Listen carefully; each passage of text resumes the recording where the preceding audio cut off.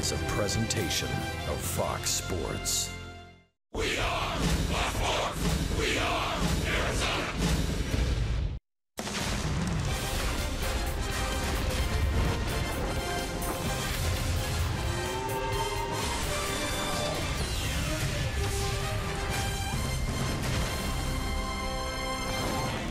Star Wars night at Chase Field, hotter than Tatooine out there, but inside nice and cool as the ice planet Hoth. First 20,000 fans got to go. The X-Wing fighter pilot bobblehead. A Star Wars fireworks show coming up after the ball game. A big night of D-backs baseball on Fox Sports Arizona. Good evening from Chase Field and welcome to the broadcast. Steve Berthume and Bob Brenly along the way. It's the second of a four-game series, the D-backs and the Phillies. And our pitching matchup tonight, the same one we had Sunday in Philadelphia. Ben Lively goes for the Phils, and Bob for the Diamondbacks, it's lefty Robbie Ray. Yeah, Robbie Ray, before that start in Philadelphia, had absolutely just been dominating opposing lineups. But against the Phillies, he really had to work hard. Gave up a solo homer in the first, a solo homer in the second. After back-to-back walks, he gave up a run in the third, but stranded the bases loaded, got the Diamondbacks into a position where they could win the ball game. Well, the Phillies won last night's series opener here. Tommy Joseph out of Horizon High School in Scottsdale had a big moment, a home run into the pool at Chase Field. For Tommy Joseph, his 12th home run of the year figures to be one of the cornerstones of this rebuilding Phillies organization, along with Aaron Altair from Agua Fria High School. Aaron Altair had 2 hits in the ballgame last night. He scored a run, another guy the Phillies figured to build around. So we are just about set to go. First pitch is coming up shortly. A big crowd with us tonight on Star Wars night at Chase Field. You're watching Diamondbacks baseball on Fox Sports Arizona. Arizona Diamondbacks baseball on Fox Sports Arizona is brought to you by Gila River Casinos. Experience winning like you've never imagined at the Gila River Casinos, Lone Butte, Wild Horse Pass, and Bequiva. By Jack in the Box and the Jumbo Jack, a home run for your mouth. By Santan Ford, we are Santan Ford. By Sport Clips, it's good to be a guy. And by CenturyLink, connecting you to the power of the digital world.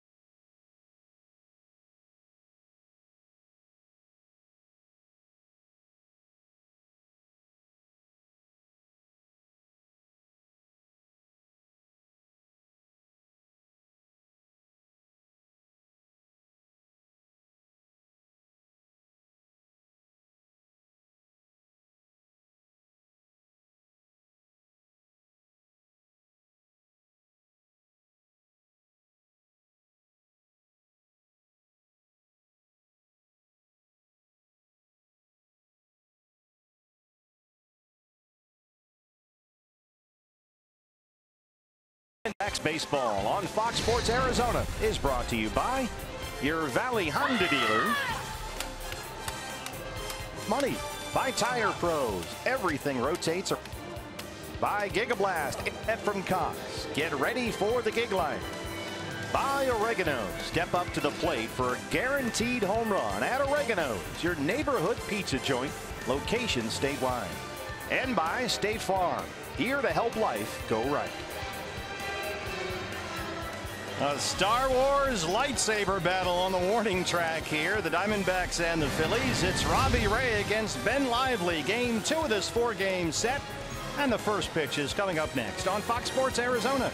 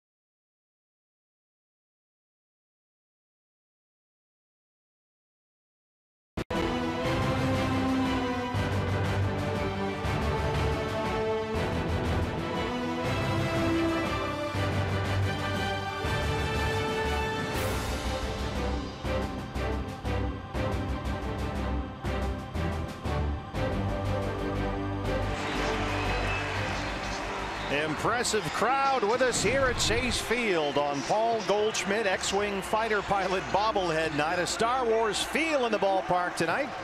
It's the Diamondbacks and the Phillies. A disturbance in the force last night as the Phils took game 1 of this 4-game series. Here's the lineup for Pete McCannon's ball club tonight. It's brought to you by your Valley Chevy dealers. Cameron Perkins will once again lead it off out in left field. Freddie Galvis at shortstop. Aaron Altair out in right field with Tommy Joseph at first base.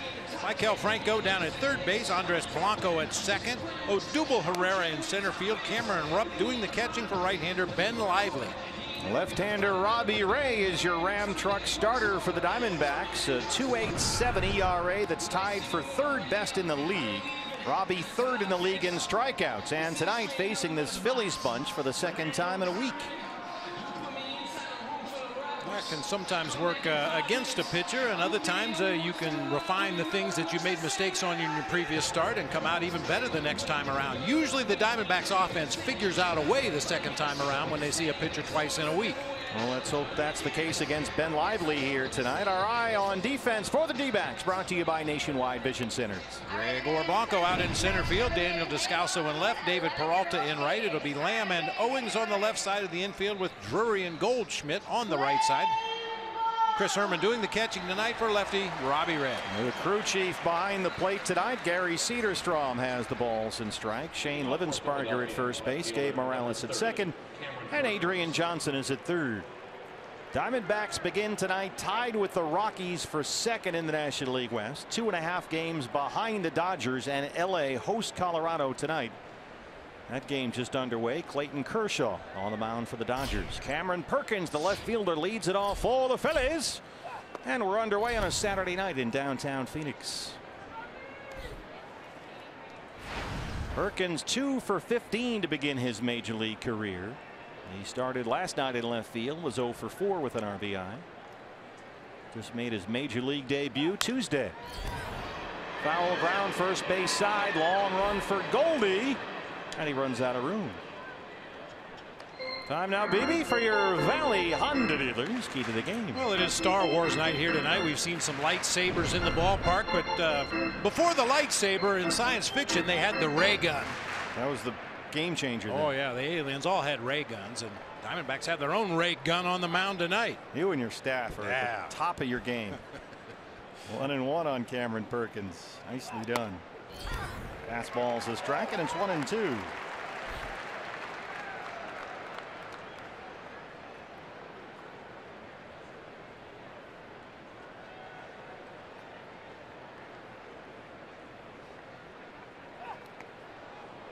Robbie spiked a curveball. That's the pitch that's made a big difference for him this year. He's replaced the changeup with that curveball, which he uses as his off-speed pitch. And if you're going to miss with that pitch, especially when you're ahead in the count, you'd much rather bounce it, even if it is 3 feet in front of home plate, than leave it up in the strike zone.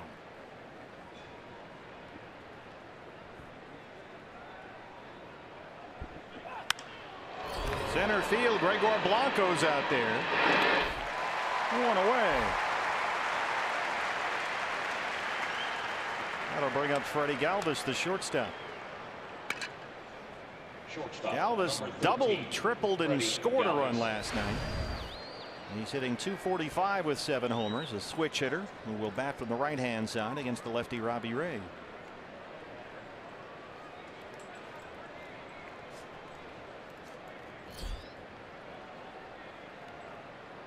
Galvis has been hot lately. He's had multiple hits in 4 of his last 5 games, including last night.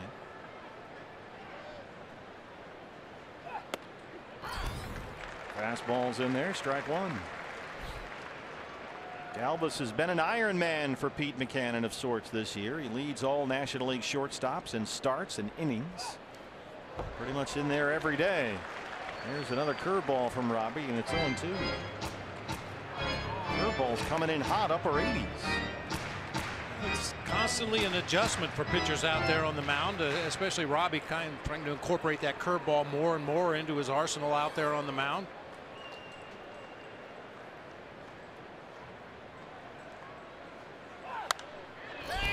And then he comes at him with a 97-mile-an-hour fastball. We've seen the curveball work wonders for Zach Godley these days. And it's a relatively new addition for Robbie Ray as well.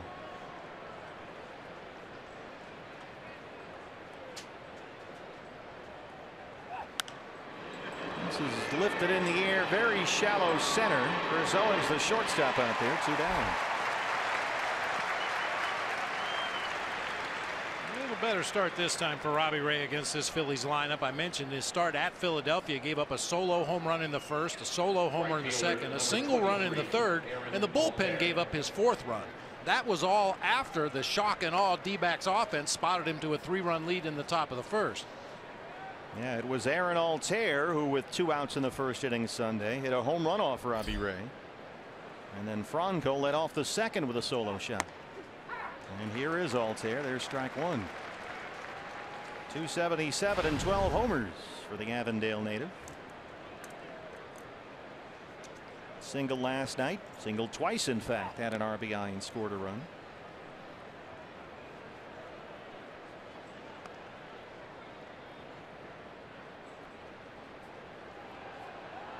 Out of Agua Fria High School, a 9th round pick by the Phillies back in '09.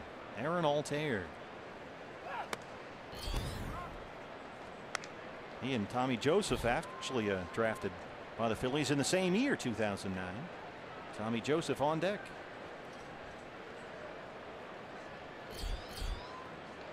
He homered into the pool last night.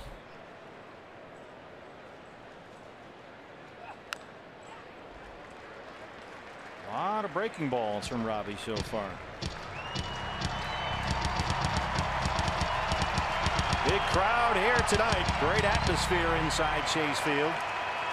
We are just about full.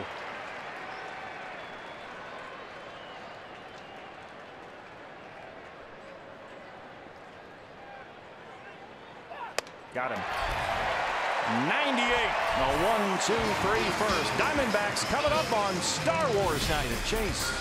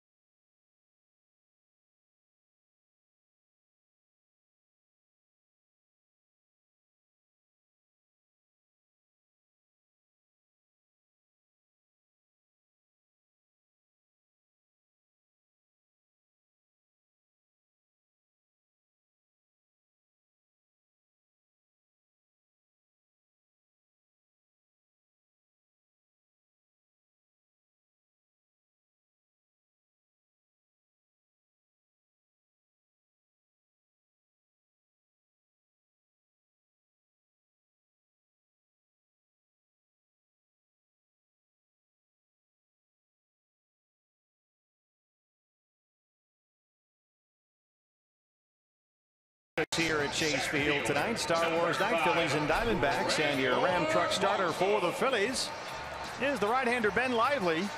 25-year-old rookie. Lively making only his 5th career major league appearance, and we just saw him against the D-backs Sunday in Philly. Yeah, he received a no decision in that ball game. He pitched 6 innings, gave up 8 hits and 3 runs in that game, struck out 6 D-backs. 8 of his 10 runs allowed this season have been in the 1st or 2nd inning, so pay attention. Gregor Blanco will lead it off. Lively in that 1st inning Sunday against the Diamondbacks gave up home runs to Paul Goldschmidt and Chris Owings. D-backs put up a 3 spot on him in the 1st last time. There's a strike to Blanco. 275. He's homered twice. Blanco back in the lineup tonight after Torey Lovullo gave him consecutive off days Thursday and Friday.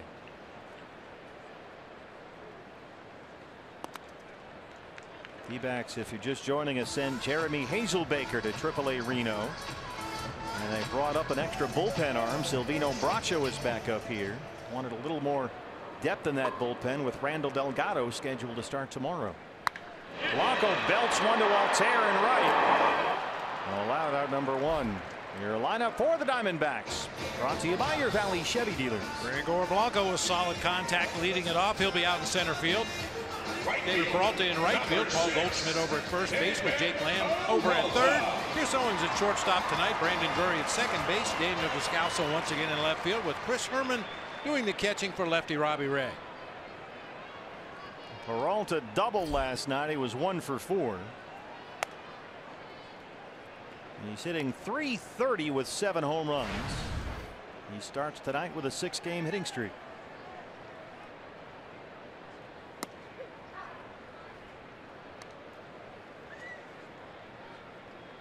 Pretty standard assortment of pitches for Ben Lively out there on the mound. Couple different fastballs. Popped it up first base side for Joseph. Our eye on defense for the Phillies, brought to you by Nationwide Vision Center. Left to right across the outfield. It'll be Perkins, Herrera, and Altair. Franco and Galvis on the left side of the infield. Blanco and Joseph on the right side with Cameron Rupp doing the catching for right-hander Ben Lively. Well, it's his bobblehead night. Paul Goldschmidt, X-Wing fighter, pilot bobblehead night, Star Wars, the whole thing. 332, 18 home runs. Goldie leads all of baseball in RBIs. He's #1 in the National League in OPS. And there are the bobbleheads. First 20,000 fans with us got those. Like a couple of gold bars sitting there on that dugout if you're a bobblehead collector. Goldie homered off Ben Lively Sunday in Philly.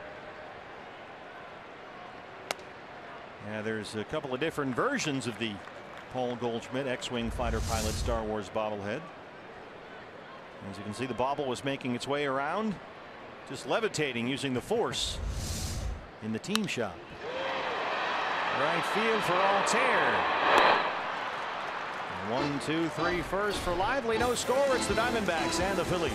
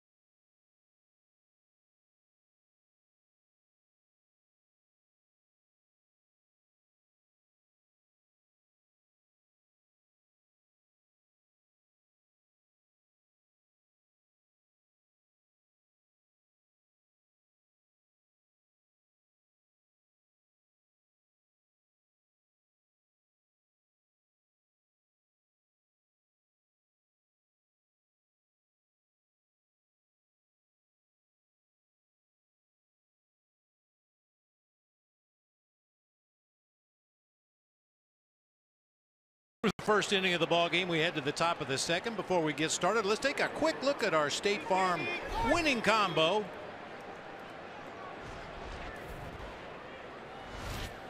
Starting pitchers for the Diamondbacks over the last 15 ball games, a 9-2 record, ERA just over 3, averaging 6 innings per game, better than a 3-to-1 strikeout to walk ratio, and holding opponents under 250. Outstanding job by the starters. Patrick Corbin gave up only 1 run in 6 2/3 last night. It was a scoreless 1-2-3 first for Robbie Ray. And now Tommy Joseph leads off the second. Joseph walked and homered last night. He hit one into the swimming pool in right center off T.J. McFarland. 260 and 12 home runs on the year.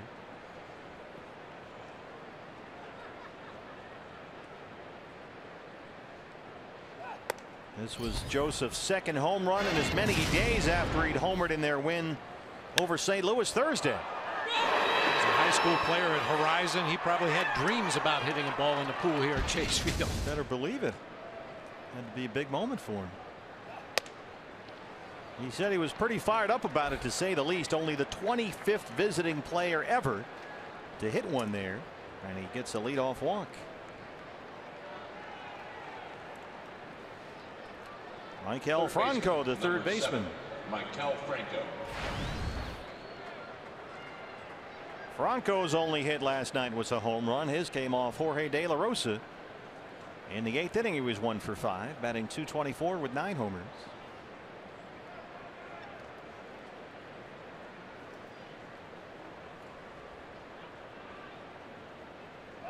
Franco homered off Robbie Ray Sunday at Citizens Bank Park. Chris Herman would like a word. Robbie walks Joseph pretty quickly. Now he's behind on Franco.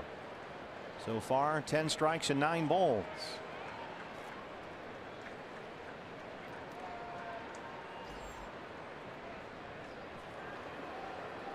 Torey Lovullo was asked about Robbie Ray's start against these Phillies last week on a hot day in Philadelphia, and Torey really thought that Robbie kind of wore down in the heat and humidity there. It was soupy, really humid and hot.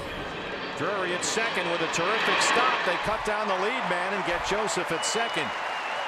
Hey, Bob, what do you think about Brandon Drury defensively and how far he's come as a second baseman? He's come a long way since we first saw him at that position. His range has improved. His angle to the baseball has improved, which is probably the reason for the improved range. What does that mean, angle to the baseball? Well, on a ball like that, many times when you're learning a new position, whether it's infield or outfield, you take too shallow of a line to go to the ball.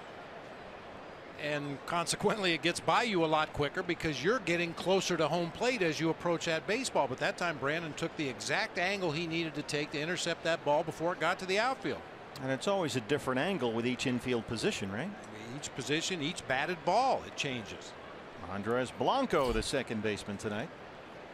Howie Kendrick still bothered by that hamstring, so Blanco gets his second straight start. And for Brandon, you can understand moving from third base to second base. At third base, you don't have time to take 4 or 5 steps. Yeah. You're either going to get the ball or you're not going to get it in the first couple of steps. But at second base, because you have such a short throw to first, you can play a little deeper. You can take deeper lines after the baseball. And I'm sure it took a little while for Brandon to get used to that. Came up as a third baseman and played mostly left field last year with all the injuries in the outfield, and is happy to be. He's really been the everyday second baseman since the first day of spring training, which seems to have really helped him as well.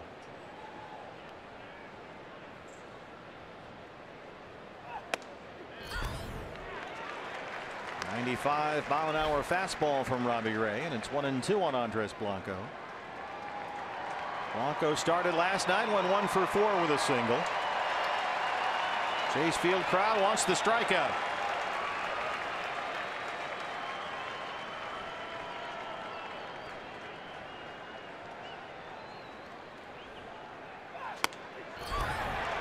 There you go.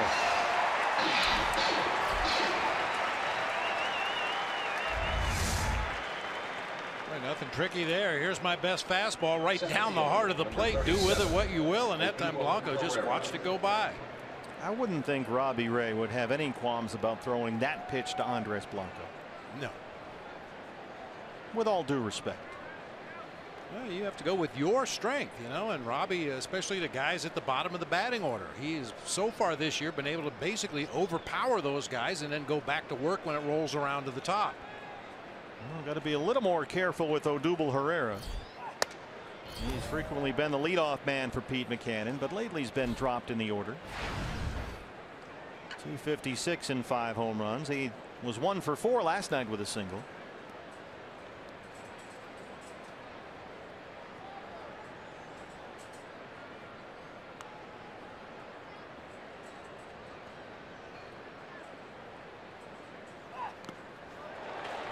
Big hack at a breaking ball, and it's 1-1.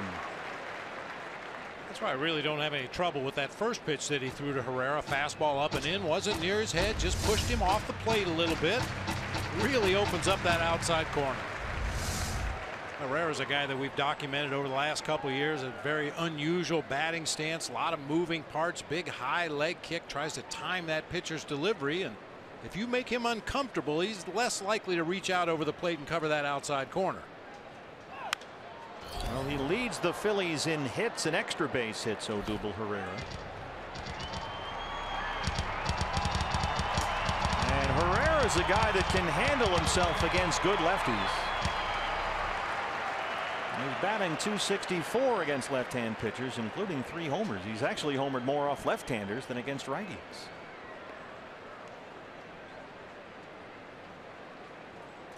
Robbie Ray had 1 ball and 2 strikes.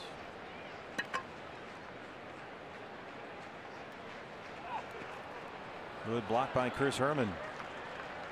If you're watching the game, Bob, how can you if you're the viewer at home, tell the difference between Robbie Ray's curveball and Robbie Ray's slider, because tonight it seems like they're coming in at the same speeds. Yeah, in past starts it was fairly easy to differentiate because he would take a lot more off of the curveball, make it a bigger, rounder breaking ball, but serving as an off-speed pitch, whereas the slider was thrown a lot harder, a lot later break, a little more of a subtle break as the ball got into the hitting zone. On the ground to shortstop, and CO has another tough day here. He had one go right under the glove last night, and Owings had one hit right to him there. So that's back-to-back nights that's happened to Chris. Had one that Galvis hit go right under the glove in the 9th inning last night. Yeah, Chris got caught in between there. That ball had a little side English off the bat of a left-handed hitter and was kind of working its way to Chris's right. He initially looked like he was going to field that ball fingers down between his legs and ended up reaching across his body and trying to backhand it as it shot through into left field. And now you've got the powerful Cameron Rupp up there. 2 on and 2 out. Rupp does not often make contact, but when he does, he usually gets something behind it. And this is going to allow the Phillies runners to move up as Robbie spikes the slider. That looked like it might have been a crosser. I think that's what Torey Lovullo wants to know from Mike Butcher. I mean, there's no question it's a wild pitch, but the way Chris Herman reacted to it, I think he was caught by surprise by that breaking ball. He was expecting a heater. Can you tell by the way he's got his glove turned? Yeah, that's what I was reading there. We've seen Chris already in this game block several pitches in the dirt. If he anticipates a breaking ball in the dirt, he's not just going to sit back on his haunches and reach out for it. He's going to get down into a blocking position. Yeah, he's expecting that fastball to get there in the air, just tries to reach out and at the very tail end of the play pick it out of the dirt, but couldn't come up with a clean one. So they'll give Cameron Rupp with first base open the no pitch intentional walk and work to the pitcher Ben Lively. But now the bases loaded and 2 down.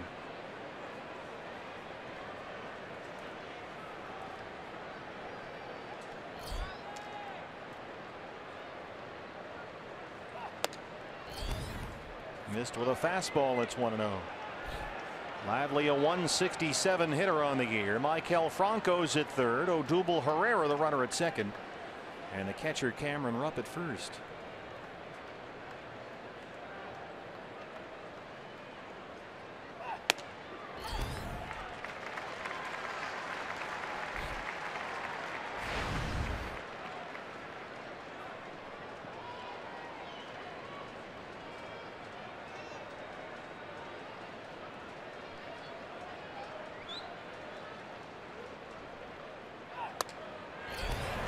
'97 tied him up, and it's 1-2. Chase Field crowd wants the strikeout. Let's leave him loaded right here.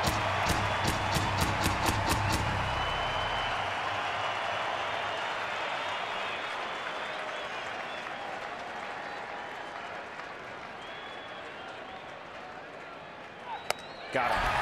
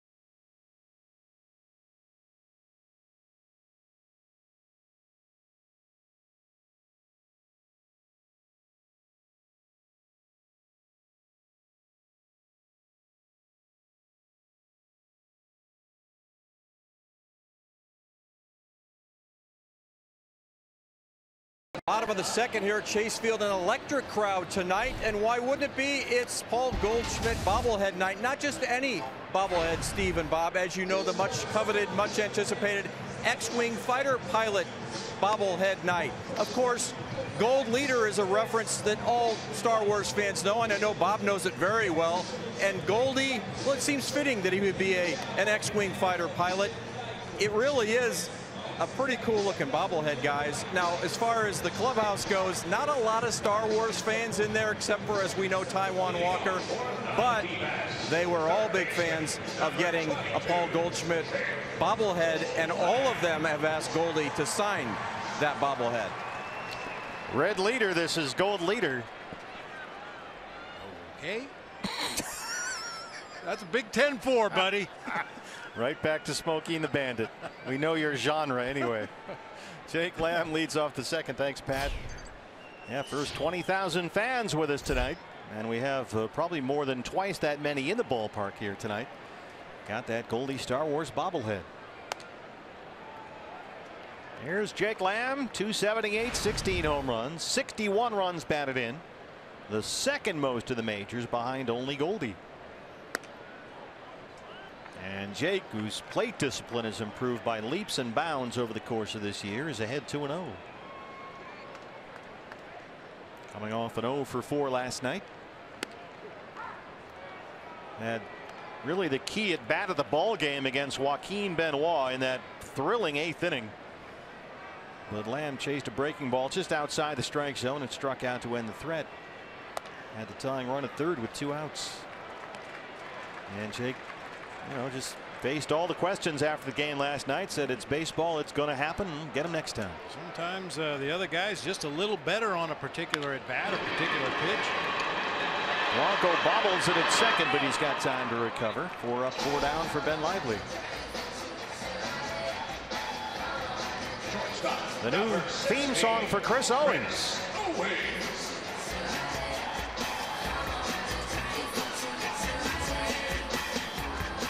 The Little Freight Train. David Peralta, of course, is the freight train, and that song Chris has been trying to get him to use for a while, and said, all right, well, if you're not going to use it, I'll take it, and I'll be the Little Freight Train.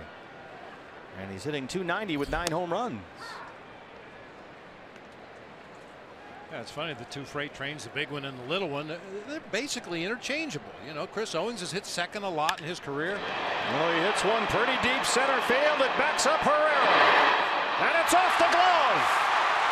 Owings around second. He's headed for third, and he's in there.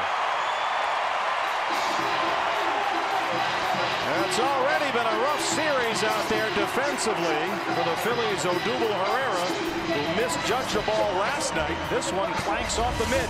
Yeah, it appeared he got to the spot.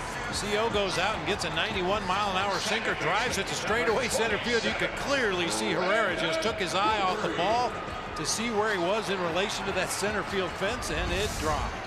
And Chris Owings wants to blow that train whistle in the dugout. Little freight train at third to start us off here. 1 out. Brandon Drury, the hitter.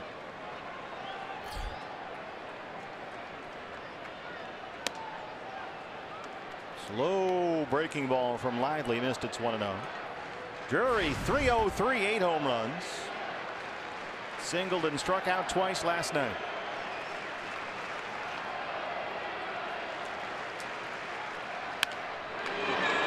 Fair ball at third. Owings is home. Franco's throw gets him. RBI for Drury, and the Diamondbacks have the 1-0 lead.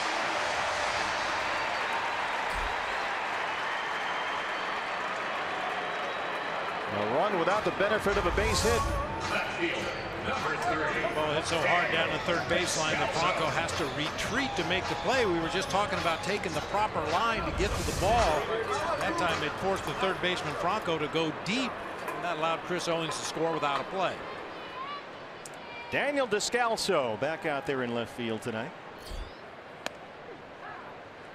Daniel, 209 and 5 homers. He had one of the Diamondbacks' biggest hits in the ball game last night, that 8th inning RBI triple. And he's down quickly 0-2.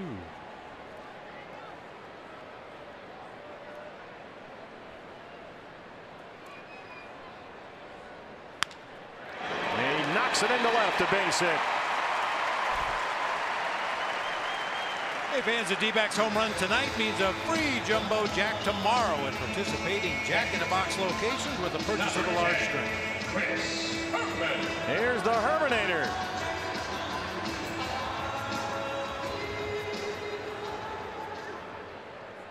The catcher Chris Herman, who's worked so well with Robbie Ray all year.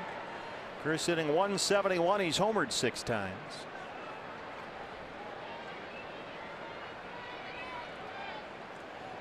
Descalso the runner at first. 2 outs, a run is in. Fastball missed. It's 1-0.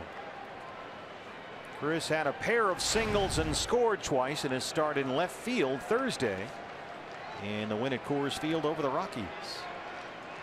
Rockies are in LA tonight. No score. They're up against Clayton Kershaw, Dodger Stadium.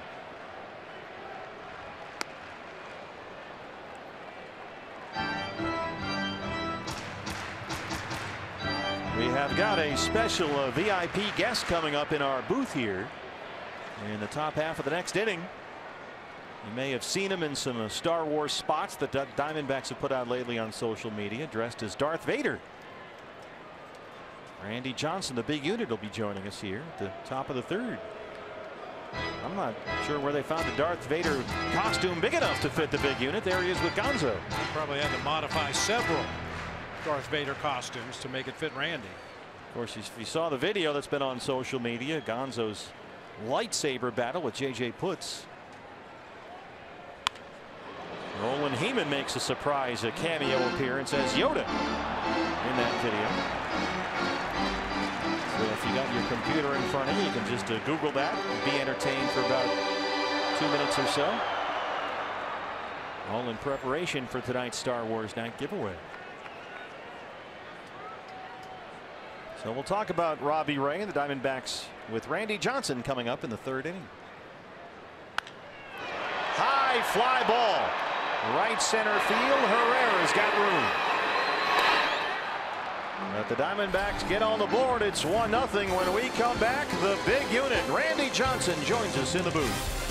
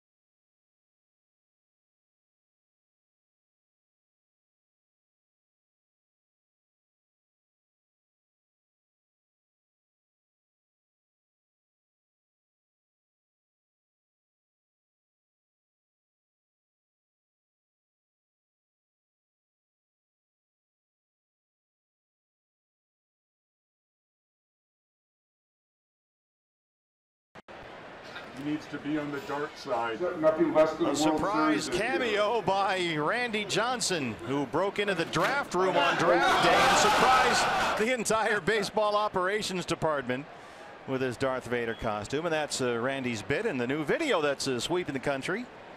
It's a big hit here at the ballpark. I know that. They just played it on the DBTV board here and got a huge ovation. Cameron Perkins, the leadoff man, leads off the 3rd. And Darth Vader is making his way into our booth as we speak. So we'll be joined by Randy Johnson in just a moment here. 1-0 Diamondbacks. An error by Odubel Herrera put Chris Owings at third. Brandon Drury got him in with a ground ball. All the scoring so far. So far, Robbie Ray has walked 2 unintentionally. He's got 3 strikeouts. He's ahead of Cameron Perkins 0-2.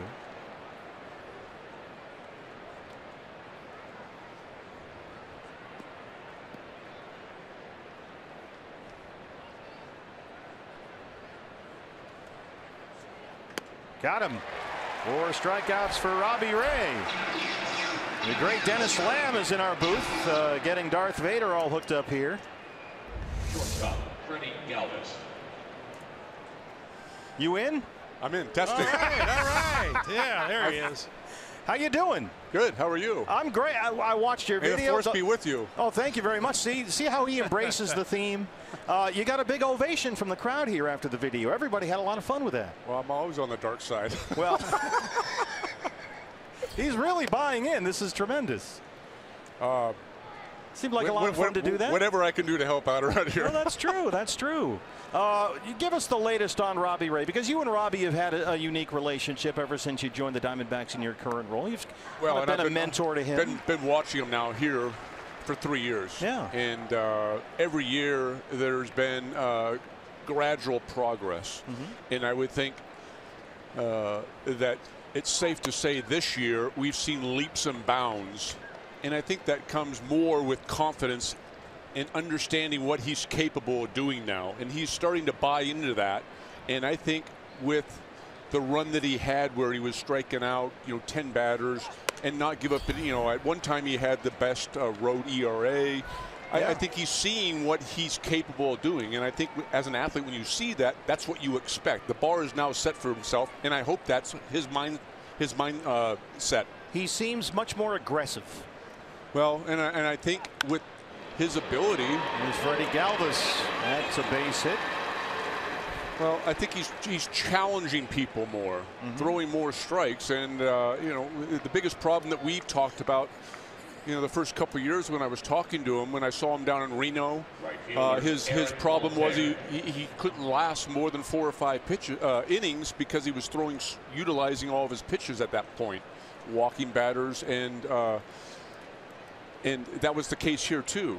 5 innings he would be done, and the responsibility of him and all the other starting pitchers are to go deep in the game and relieve the stress off the bullpen. So does making him, Randy, more aggressive make him more efficient? Absolutely. He's challenging hitters. He's saying hit it here if you can. And he's not nitpicking out there. He's not trying to hit the corners as much. He's challenging hitters. And I think he has cut his walks down considerably. He's going deeper in the games, I think we see that a lot this year. And I think that's great to see. I think that's what the staff was hoping for, and I think he needed to see it more importantly. And I think he's buying into now his ability and what he's capable of doing. And I couldn't be more proud of him. Randy, that's all well and good, and you're absolutely right about Robbie and his confidence level and establishing that high bar for himself. But he's made a lot of mechanical adjustments, and you were a guy that made a lot of mechanical changes over the course of your career, but he seems to have landed on something that's really working well for him. Much, much quicker to the plate now. Well, and I think the more time you have to think out there, then more things are going to come into play. I think as soon as when you're on a roll, the last thing you want to do is be sitting out there. I mean, you're waiting for the catcher to give you your sign. You're waiting for the hitter to get into the batter's box. You're ready to go.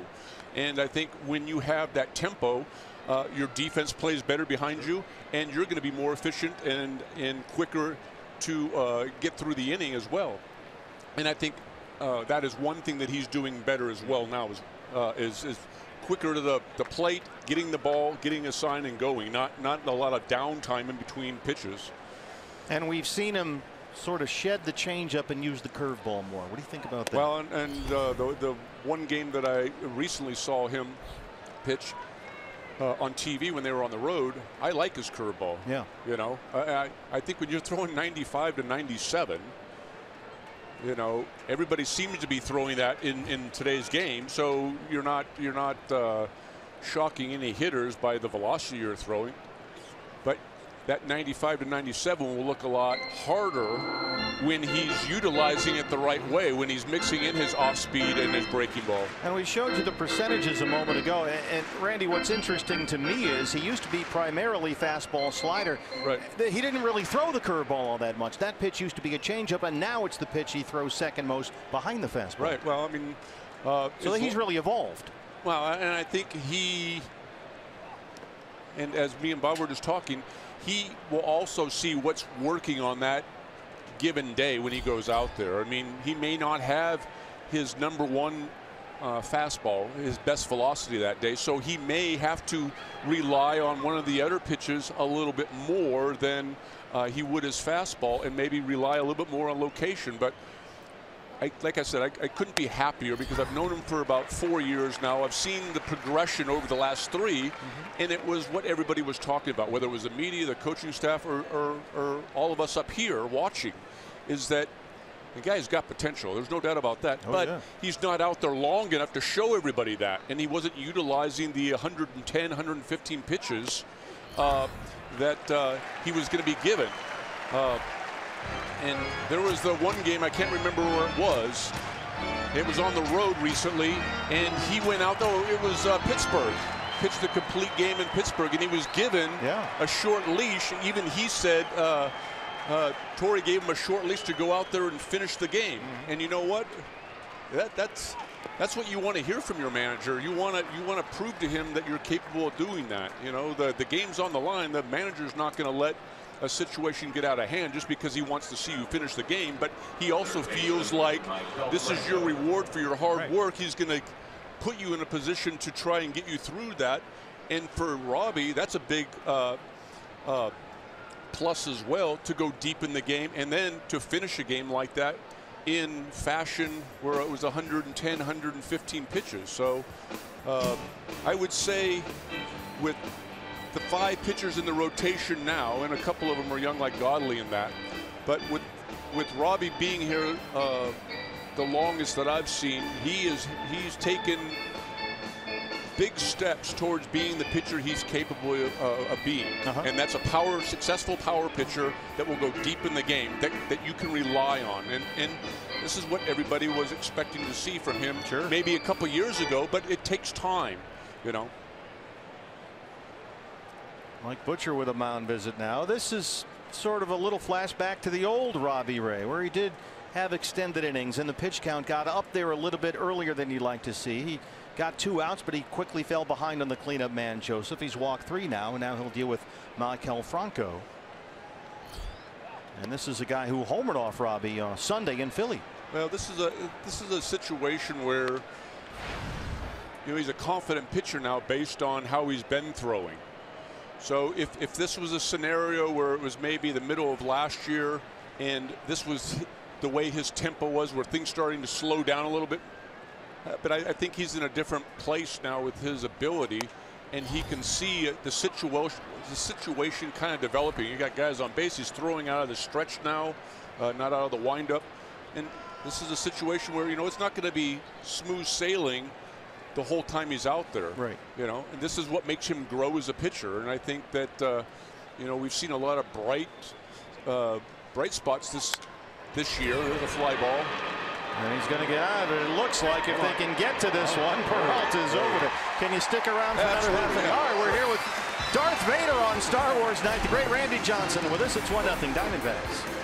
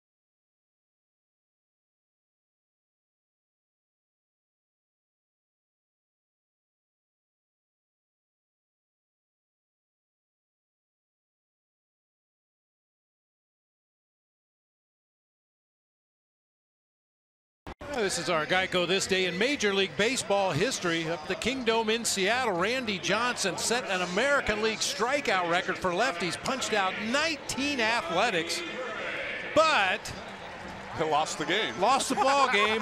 How do you strike out 19 and lose a ball game? Well, you give up a home run to Mark McGwire. That counts for 5 runs. I think it has. I don't even think it's landed yet. You had to throw it really hard for him to hit And it that he hit far. it really far.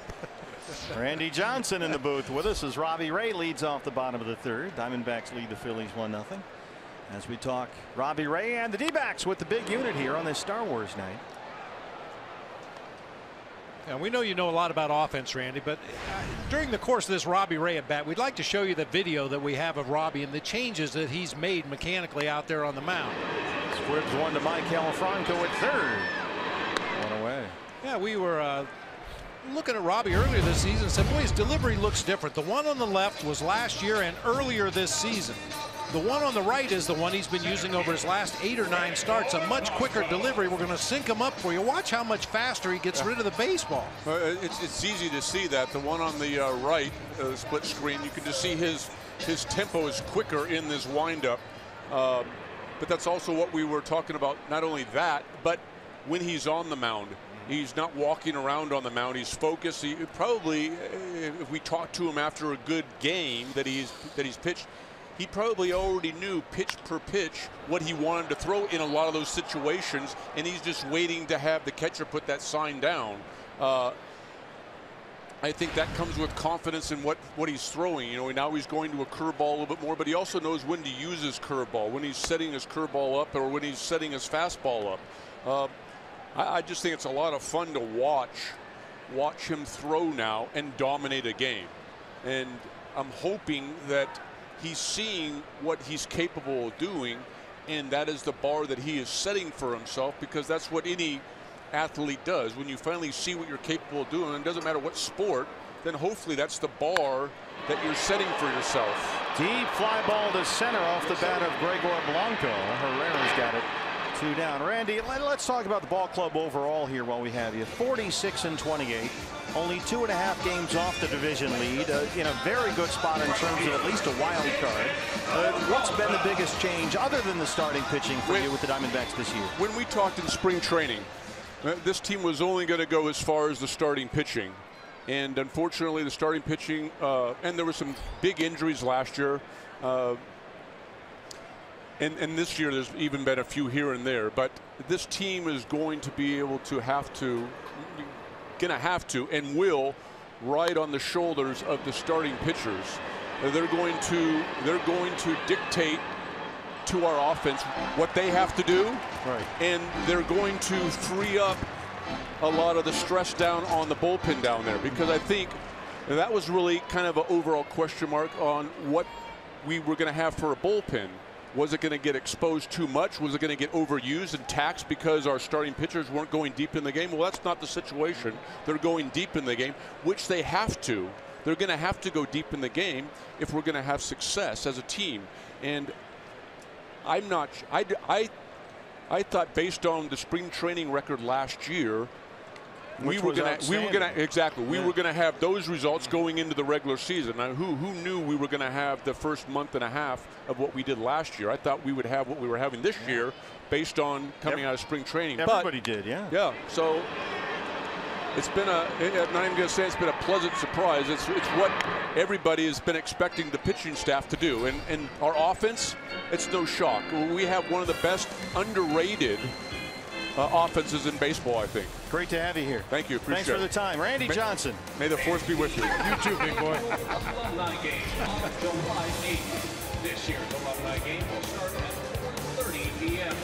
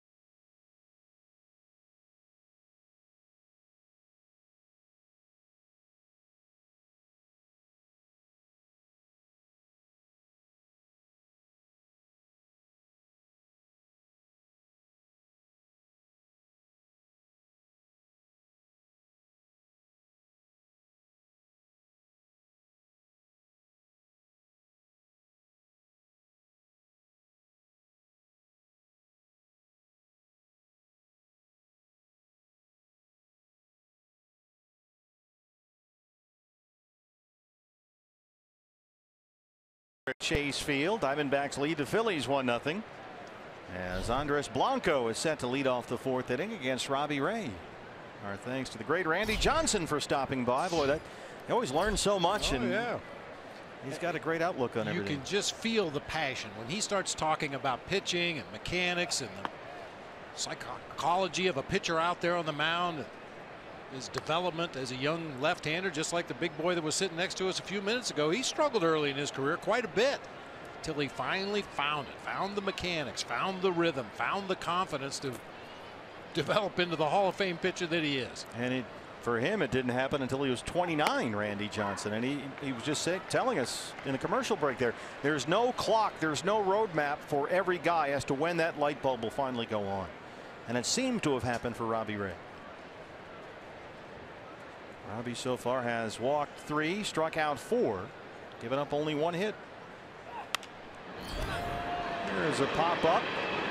Goldie coming in from first. Hey fans, the 1st of July is next Saturday. Celebrate Independence Day early on July 1st here in air-conditioned Chase Field. Game time is 7:10, and the first 20,000 fans will get the soft style State 48 patriotic t-shirt. Then after the D-backs Rockies game, fans can relax as the roof opens for the best fireworks show in town, presented by Gila River Casinos. Secure your spot now for the game and fireworks show at dbacks.com. Big fireworks show planned for the post game tonight. A Star Wars themed fireworks show after this game against the Phillies. Odubel Herrera hit one on the ground that went under the glove of Chris Owings his first time up. Partner, we've been talking about Robbie's increased use of the curveball. Through his first 53 pitches of the ball game tonight, starting this inning, 34 fastballs, 15 curveballs, and only 4 sliders. That's really almost backwards for him. We're used to seeing a lot more sliders and fewer curveballs / changeups, but that's obviously a pitch that he's got a lot of confidence in right now. Robbie, for the longest time, was primarily a 2-pitch guy. Fastball, slider, just never could quite pick up that changeup, which is why he went to the curveball in the first place, and now it's become a big 3rd pitch for him. Ahead of Herrera 1-2. Oh, and what a difference it's made through this point of the season this year compared to last season. He was 4-5 with an ERA just under 4.5 last year at this time. 7-3 with a 287 this year, averaging a full inning more in each outing, and opponents hitting under 200 this year. Last year they hit 281 through his first 14 games. Robbie really starting to establish himself at a whole different level as a big league pitcher. Greatly improved command. Randy was just here talking about where he's really found some comfort level in terms of his pace and his tempo on the mound. The breathing mechanic that he does with his lips right about there. He's got a whole thing now. He's really in a rocking chair. Paul Goldschmidt at first base on Goldie bobblehead night. May the force be with you. He made a tremendous play down there in the game last night, and there's another one. It's America's first baseman.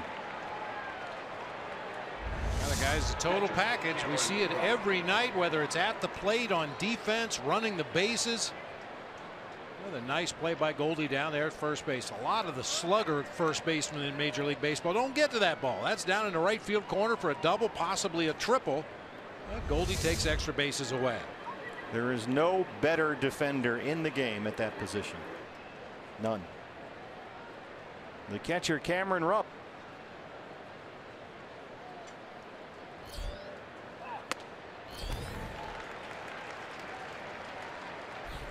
He was given a free pass with a pitcher batting behind him his last time up.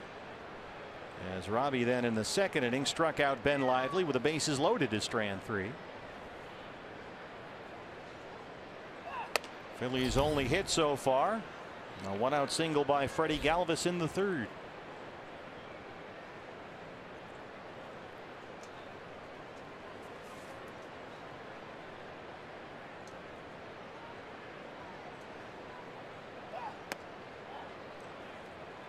Here's another Robbie Ray curveball. Didn't quite get the strike call there from Gary Cedarstrom, and it's 2 balls and 1 strike. Watch Robbie's lips right here. There it is. A little sort of, I think it just kind of relaxes him and starts him in that tempo, because the first move that he makes, it's not his feet, it's not his hips, it's not his hands, it's his lips. That really starts the whole thing for him. Right there. Really pitching. No, there's no reason to throw Cameron Rupp, who's got as much power as anybody, a strike, with Ben Lively, the pitcher, behind him. Welcome to batting 8th in the National League. Pitcher, Ben Lively. So nothing for Rupp to hit. That's the 4th walk for Robbie tonight. And here's Lively.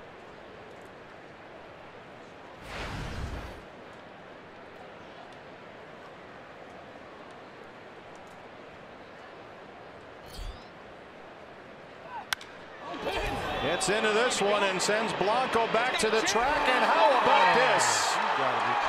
Ben Lively, a 2-run home run, and the Phillies take a 2-1 lead. That was not in the script. I think Ben Lively would agree with that. First major league home run for Ben Lively.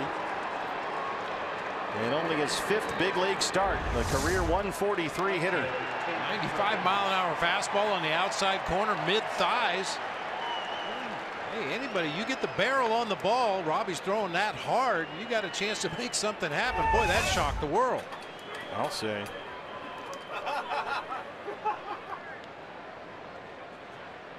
Cameron Perkins, the leadoff man. 0 for 2 so far, hitless in the series.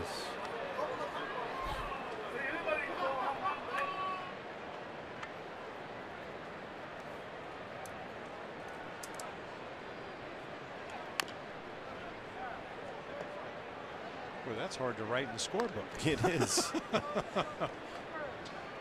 Man, good for Ben Lively. Won't do it again.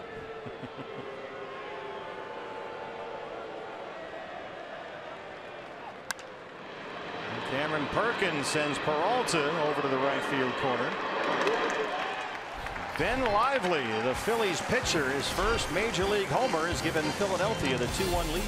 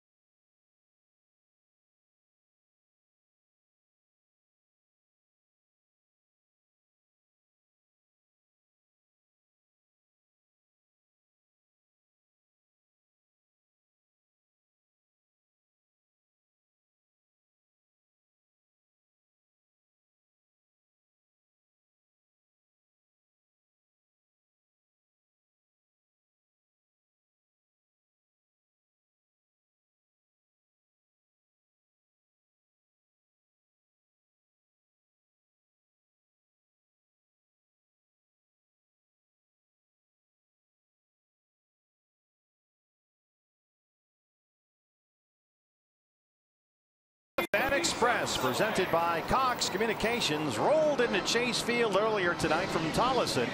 And if you'd like to ride to the game in style, stop by the Cox Solution Store in Mesa at 6005 East Southern Avenue. And you can sign up for a chance to win 2 tickets on the Fan Express. And there they are. Winners will be taken from the store to the D-backs game on July 22nd to see Bryce Harper and the Washington Nationals. Registration starts on Monday, so sign up. That is a good-looking bus with Goldie on the side there. That's big time. Yeah, I saw a few grandparents, it appeared, leading their grandchildren off of that bus. What a great road trip for Grandma and Grandpa to take the young ones on that bus, come to a D-backs game. What a day. I mean, you can imagine having your little guy or girl, a little 5-year-old girl, and up pulls this big Goldie bus. I mean, that's better than Disneyland, man. And Goldie sends one into left center. A leadoff single in the fourth. Well, Ben Lively had a career moment right there, but so did the guy who caught the home run ball in the RamTrucks.com pool area. And when you're enjoying the buffet, there's no reason to put down the plate of food. Look at that. On the fly, barehanded, with the food on that up on the plate. How about that?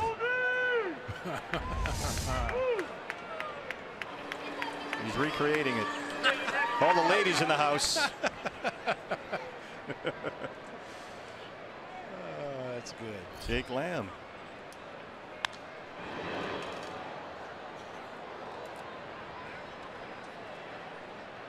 Jake grounded out his first time up.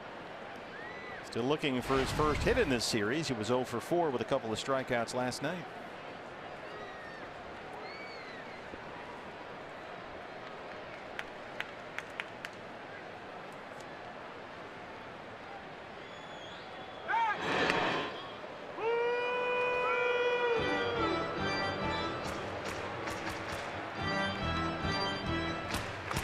Goldie talking things over with Dave McKay down there. What are you doing? On the ball! What are you doing? What are you doing? Change the chapter! Bouncer, and it rolls through into right. Goldie will stop at second. A base hit for Lamb. 2 on, no outs now for Chris Owings.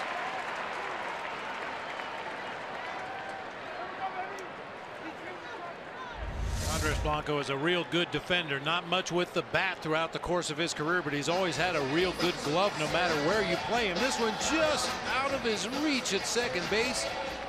Got the glove on into right field. Diamondbacks have it cooking here in the bottom of the fourth. Here's the little freight train, Chris Owings. Just out of the reach of Andres Blanco at second. CO hit a ball deep to center field that clanked off the glove of Odubel Herrera. It was an E80, wound up at third, came home on a Drury ground out to make it 1-0 Diamondbacks. The Phillies just answered in the top half of this inning with a 2-run homer by the pitcher Ben Lively. And now Lively's in a jam. 2 on, no outs.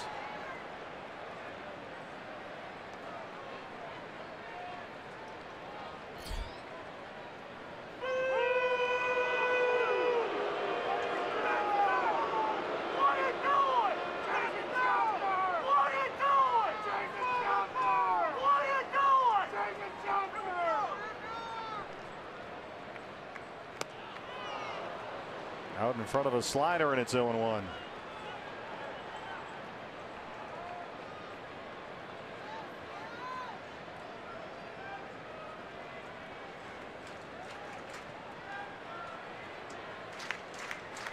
Phillies really like the way Ben Lively competes. He's a guy who is not afraid of competition, throws a lot of strikes, comes right at you if you're the hitter. He doesn't nibble, he doesn't mess around. And he's had a lot of success doing that. He completed 7 full innings in his first 3 major league starts. Well, we saw young Mark Leiter Jr. last night. Getting a look at Ben Lively again here tonight. The Phillies had the 3rd youngest starting rotation in all of baseball last time through the rotation. Chris Owings bunting for a base hit. Franco barehands it and makes a tremendous play to get him. Maikel Franco gets Owings at first, but Goldie's in at third and Lamb at second.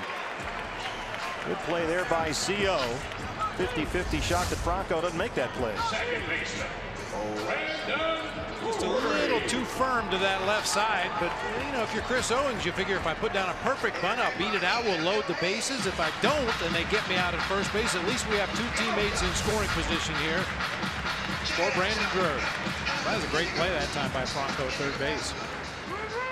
You hear a lot of Miguel Tejada comparisons with Maikel Franco. Kind of similar build, similar styles. A third baseman who's got some power.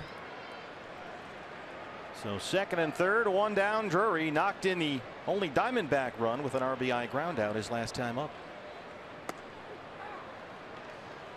First pitch slider. And he could do the same here unless he hits a ball hard right back to the mound or one of the corner infielders.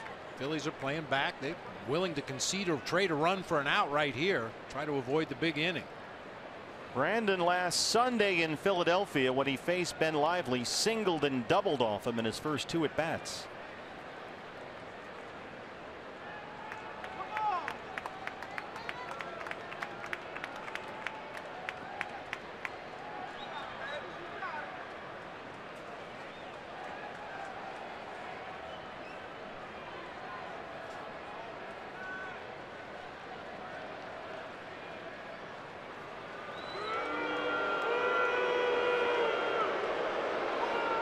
Here we go again.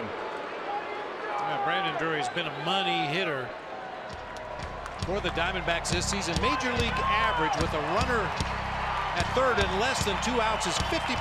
Half the time the batter will get those runners home from third base. For Brandon Drury, it's 9 out of 15 times this season with a runner at third and less than 2 outs. Well, watch how Brandon steps in there. He's opened his stance up a little bit, a very slight mechanical adjustment. You can see that front foot a little more toward third. He's got his eyes on the ball a little bit better. Good take there on a fastball. It's 1-1.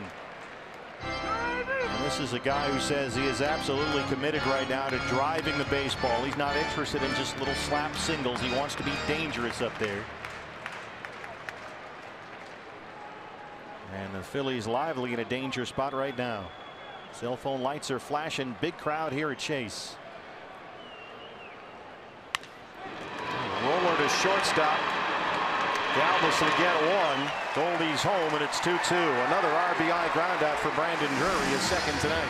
Take what the defense gives you. Hey, fans, anytime the D-backs scores 5 runs or more, Taco Bell is giving away 3 free tacos with the purchase of a large drink between 4 and 6 the following day at participating locations. Tying run across in what is now a 2-2 game. Lamb still down there at third. Now 2 outs for Descalso, who singled his first time up tonight. Slice one the other way into left field.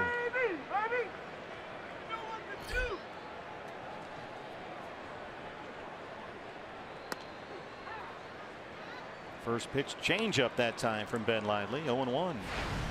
Lively now at 50 pitches, 32 for strikes.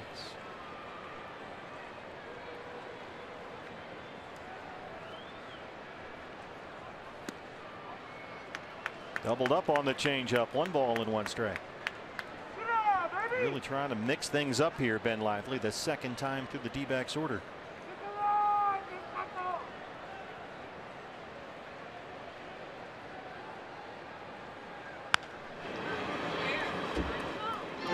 That's it down to the Lizard King. There's Rodney Morrison, our Golden Glover, down the left field line. And in right field tonight, we've got Dr. Van Nostrand. It's David Van Ness. There's the doctor. I'd get that checked. That's you do an excellent Kramer. That's the only one I have.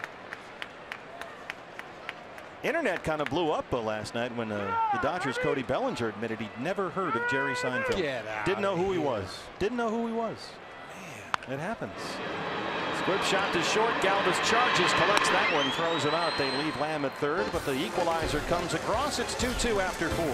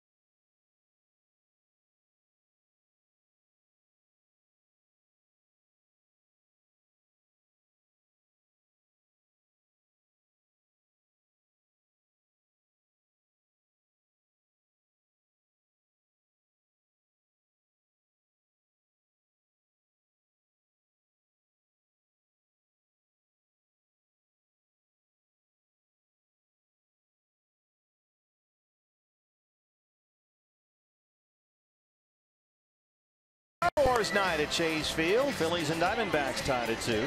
Fans, check out MLB.tv every night, every device. You can watch every out-of-market regular season game live.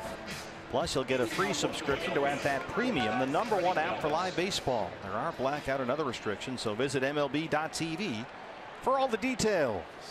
Freddie Galvis, the Phillies shortstop, leads off the 5th against Robbie Ray. Each team with 2 runs and 1 error.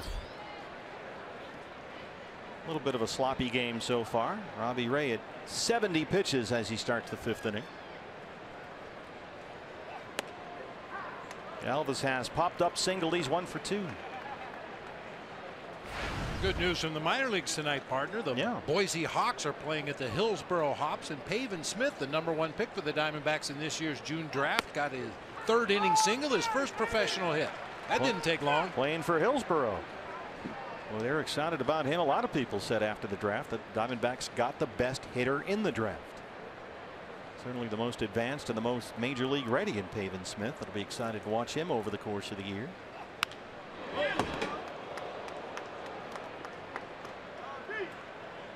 They didn't waste any time. They got him signed, and he's right out there playing for Hillsboro. It's good to see after finishing up his season at UVA. There's Yasmani Tomas. I think he just got hit with a carom on that last foul ball. Well, he's already hurt. Torey Lovullo was talking about Yasmani Tomas before the game today. And Yasmani, who's been out with that groin and hip flexor problem, did run the bases here today.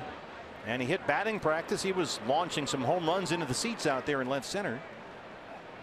But there's no timetable for Yasmani yet in terms of a rehab as Galvis flies out. They want to make sure that wherever they decide to put him, it's a good spot, a comfortable landing. He's down there having fun with Ray Fuentes right now, but they're really slow playing Yasmani Tomas. We might not see him for a while.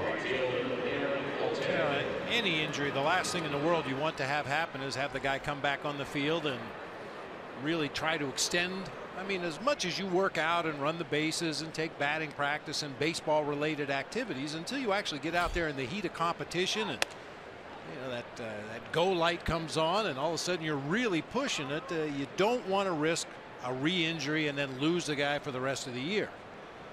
I mean, that's a guy that last season was a 30 homer, 80, 90 RBI guy, a real middle of the order power bat, and the Diamondbacks basically for the last 2 months now have been without him, and somehow they've just about put up the best record in baseball. How about that off the glove of Brandon Drury, able to knock it down, but Aaron Altair has his first hit tonight. A 1-out single. Hey fans, we invite you to participate in Gila River game nights by signing up at one of the interactive kiosks located right here at Chase Field during any D-backs home game. Some kind of match game tonight. 40,000 people to help that young lady. She got through it rather quickly.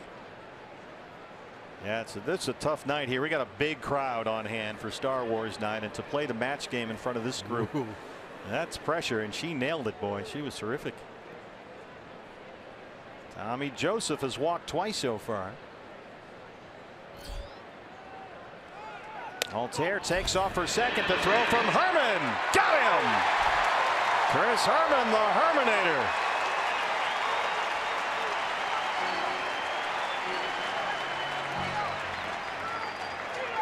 Fourth time this season, Aaron Altair has been cut down trying to steal. Boy, Chris Herman, nice quick release, strong throw, and a nice fast tag down there by Brandon Drury. We talk about it all the time. Just tag the nearest body part. With the challenge system we have in place now and the ability to look at replays, tag the nearest body part of that sliding runner you can. No challenge from Pete Mackanin. 1-1 on Joseph.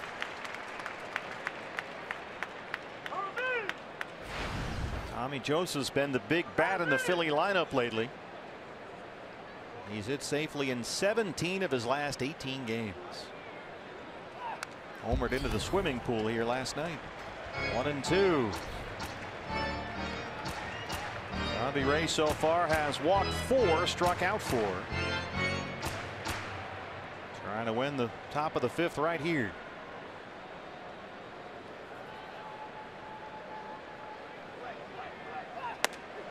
Ray Bring him up and sit him down. Robbie Ray with 5 strikeouts. We're tied at 2 with Chase.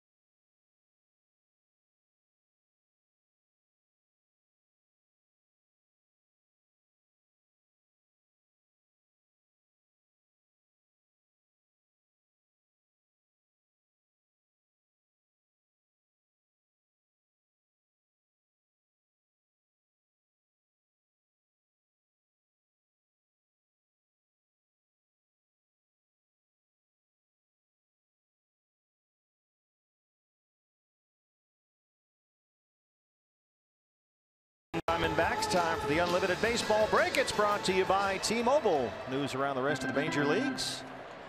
Mark Buehrle retired earlier today by the White Sox. Number 56 hung up in the rafters at Guaranteed Rate Field. Corey Seager left last night's game for the Dodgers with a little hamstring sprain. They called it a cramp there for a while. And 3 Oakland A's rookies today all hit their first career home runs. First time that's ever happened in the big leagues. And Phillies pitcher Ben Lively hit his first career home run here tonight. He's accounted for both Phillies runs. As Chris Herman flies out to open up the bottom of the 5th against Lively. Yeah, 3 rookies getting their first major league home run for the Oakland A's. That's great managing, Bob Melvin. Outstanding. Got to have them all in the lineup. They can't hit homers if they're not in there, right? That's right. Let me see what spring's like on Jupiter. Little old Blue Eyes walk-up music for Robbie Ray. I like when guys roll in one of those oldies every now and again. Francisco Cervelli would walk up to Dean Martin in Pittsburgh. And Dave Righetti, back in the days when he was pitching for the San Francisco Giants at the tail end of his career, he came into the ball game to some Frank Sinatra too. Robbie Ray drives one deep right center, and it's off the wall. Well, Lively hit a homer. There's Robbie Ray with a double.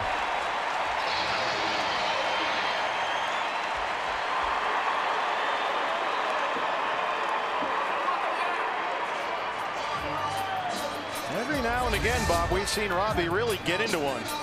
Especially pitches down and a little bit off speed. That one at 84, right down there around the knees. That's a ball he can really handle.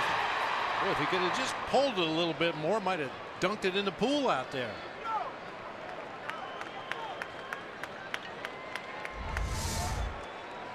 Go ahead run at second, 1 out for Gregor Blanco, the leadoff man, who's 0 for 2.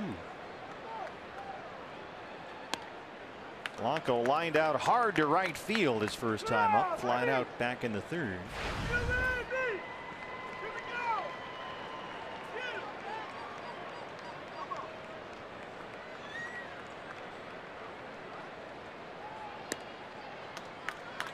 Gregor Blanco has been really productive this month. In his last 14 games, he's had 10 walks, 15 hits, and he's scored 16 runs. A lot of production from the leadoff spot from this guy. What a signing by the front office. 33-year-old veteran. Slices one deep to left. It backs up Perkins. Nice job there by the rookie. 2 down.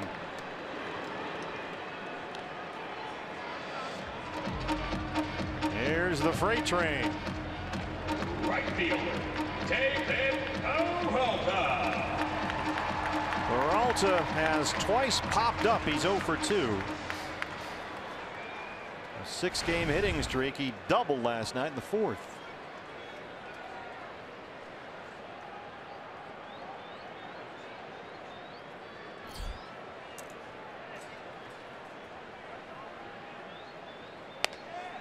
David should have had the big hit that tied the game in the 8th inning last night. An absolute rocket up the middle with Descalso at third.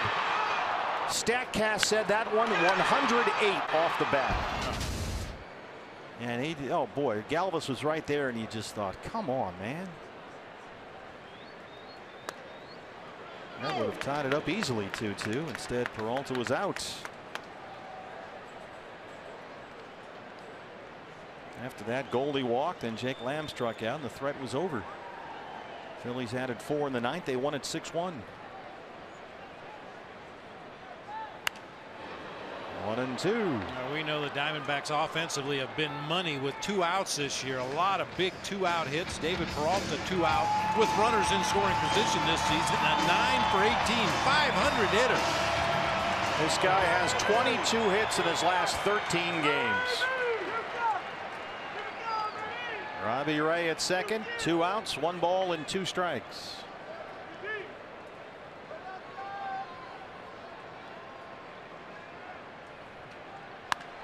Base hit. Here comes Robbie Ray. Aaron Altair will throw into second.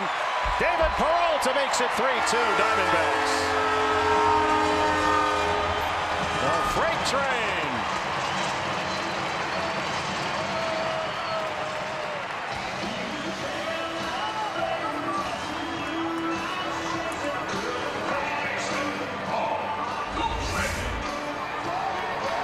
Trying to remember the breaking ball. 75 right there at the knees. You can see the reaction from his catcher, Cameron Rupp.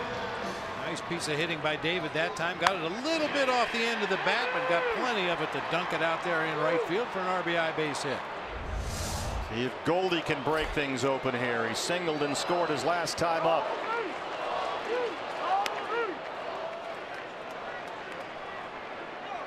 This is something new lately, Bob. The Goldie chant. It was in loud volume last night. Here it is tonight.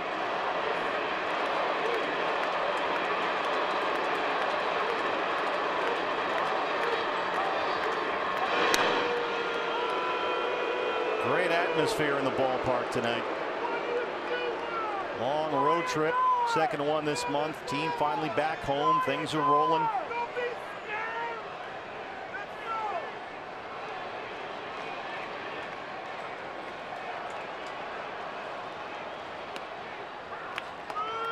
Drop that slider in there, and it's 1-1. Goldie homered off Ben Lively Sunday in Philly. That's what they want to see. We're with you, young man.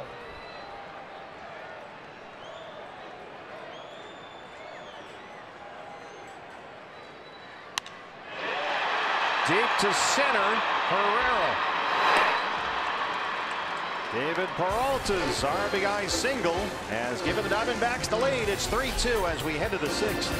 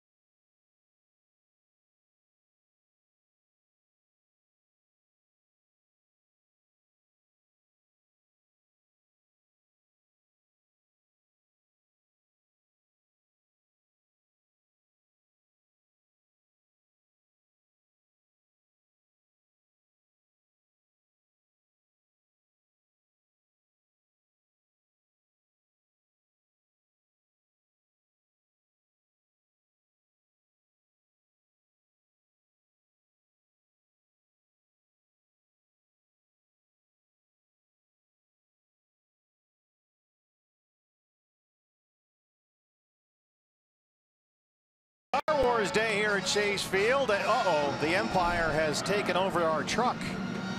Phil the Iron Horse Malika taken captive by Darth Vader and company. They are now in control. I'm assuming that's a bad thing? Yes, okay. That's very bad. Okay. Well, considering Phil's our director, maybe not. Boba Fett in the house on Star Wars night.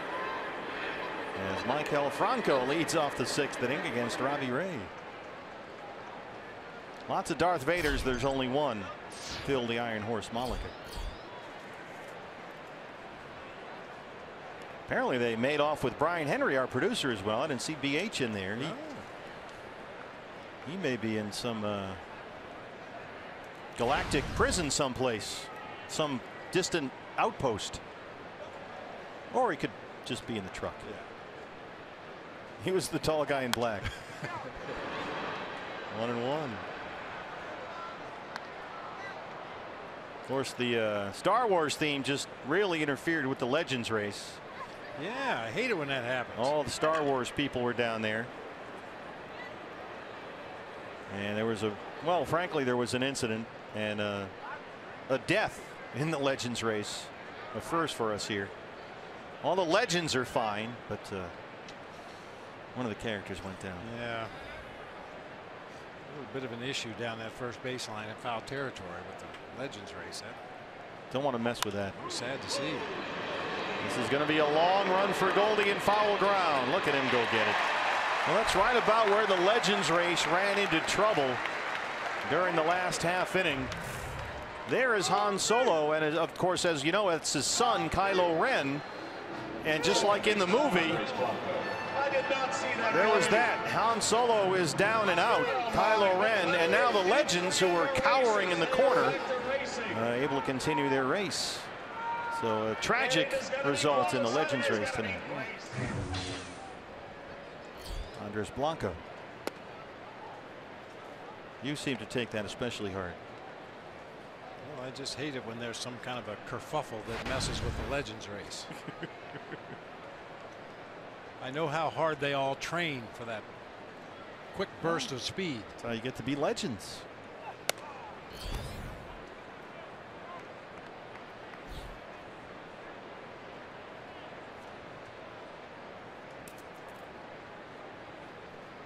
What you're saying it interferes with the integrity of the competition. Without a doubt. Yeah, there's no question. 2-1.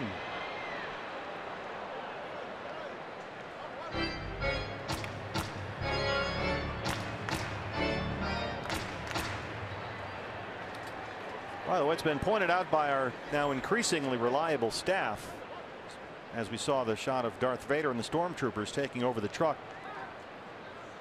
Much like the spaceship that they stormed aboard when Princess Leia was escaping with the plans to the Death Star. It's been pointed out that Brian Henry has produced a lot of these Diamondbacks Phillies games, and in those games the Diamondbacks are 0-5. Ooh. So it's becoming a thing. That would mean Brad Weimer's 7-0. That's also true.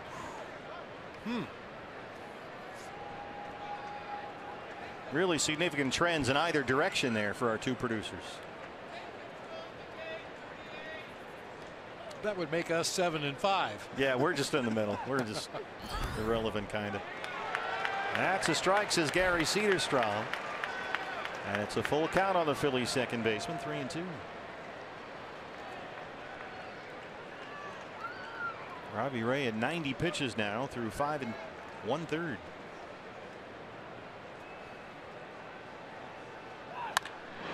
Goldie at first. Hey fans, the day after every D-backs win, get 50% off all pizzas at regular menu price using promo code DBACKS50 at papajohns.com. My question is, once the Empire overtook the truck, how do we get them out of there? Are they? Maybe we won't want to get them out of there. You know, that's also a good point. See how the rest of the day goes. Odubel Herrera We can all be replaced. Yes, that's been pointed out.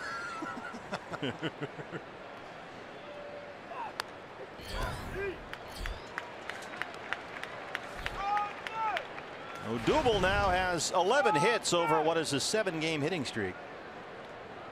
He's had a really good month at the plate. He's batting better than .340 in June. Gets into one here. He's got a base hit, making an 8-game hit streak. A 2-out single.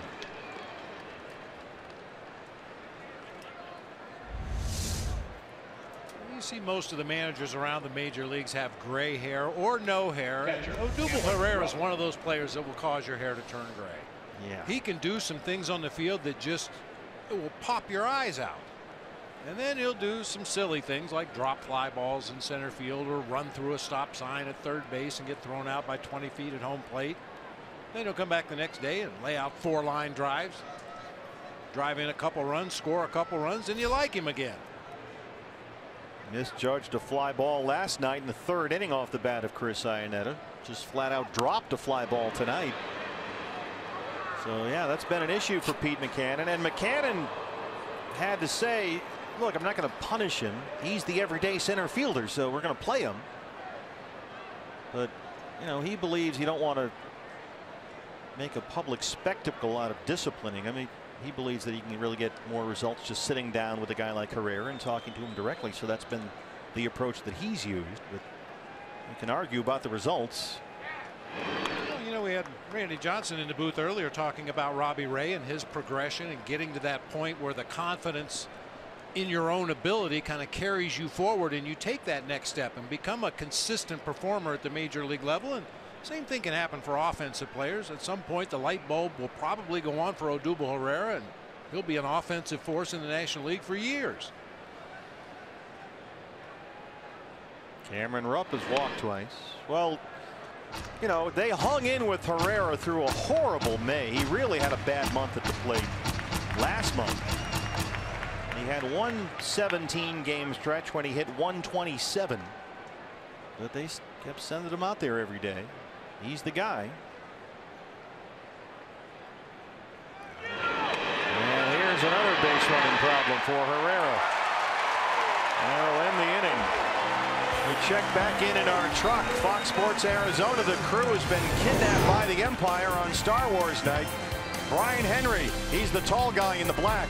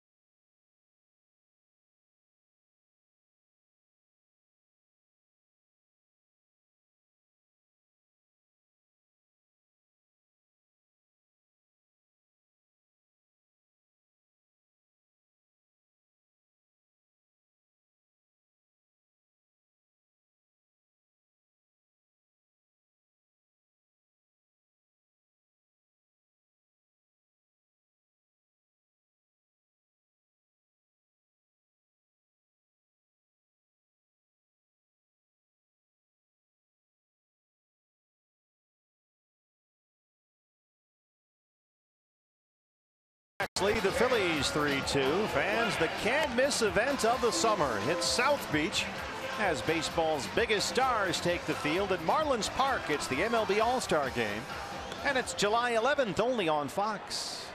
Hopefully Jake Lamb will be there.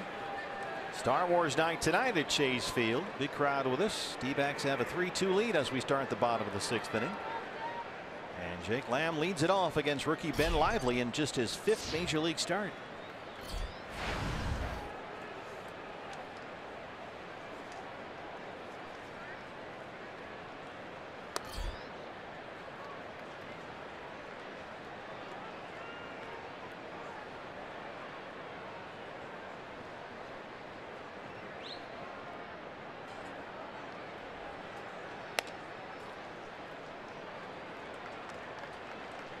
Breaking ball missed for Lively. It's 2-0.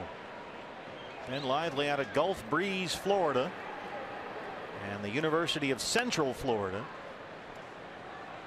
He was a 4th-round pick by the Reds 4 years ago. Phillies got him in a trade for Marlon Byrd before the 2015 season. Now here he is in the big leagues. Fastball by him, 2-2. Gave Jake Lamb a 2-1 fastball there. That's the guy that we've told you about. The Phillies love about Ben Lively. He will attack. He'll come right at you. He's not afraid of a 2-1 fastball, even to a hitter like this. Phillies are hoping that'll rub off on some of their other young pitchers, this approach.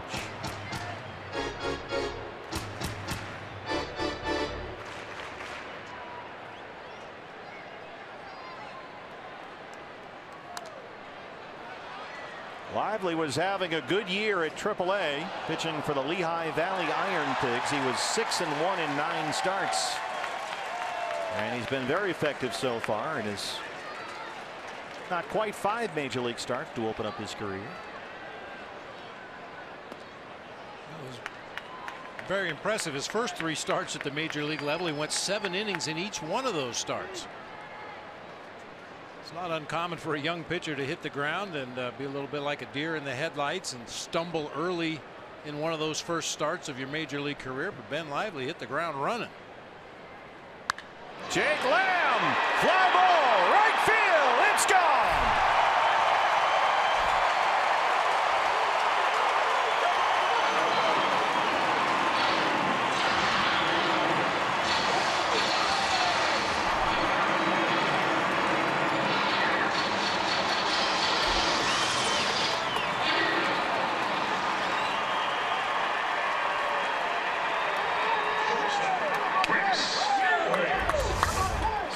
Of the year for Jake Lamb. Came on an off-speed pitch down below the knees. He scooped it out of here to right field, no doubter. 17th of the season for Jake Lamb. Here's Chris Owings. Owings laces one down the left field line. It's in the corner. Chris Owings stops at second with his 17th double.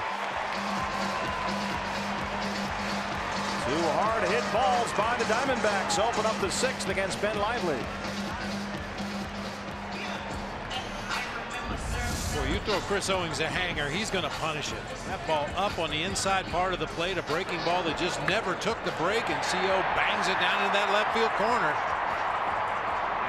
You know, partner, you talked about it a lot last season and early this season with Chris Owings. That shoulder, what a difference it's made. His ability to get through the ball, keep it fair down that left field line. That was a jumbo jack off the bat of Jake Lamb. A free jumbo jack tomorrow with a purchase of a large drink at Jack in the Box. Over 40,000 with us tonight. 40,557 Diamondback fans on this Star Wars night, as the Phillies pitching coach Bob McClure pays Lively a visit, and the bullpen will start to get busy for Philadelphia as Brandon Drury steps up. It was a long road coming off that shoulder injury for Chris Owings.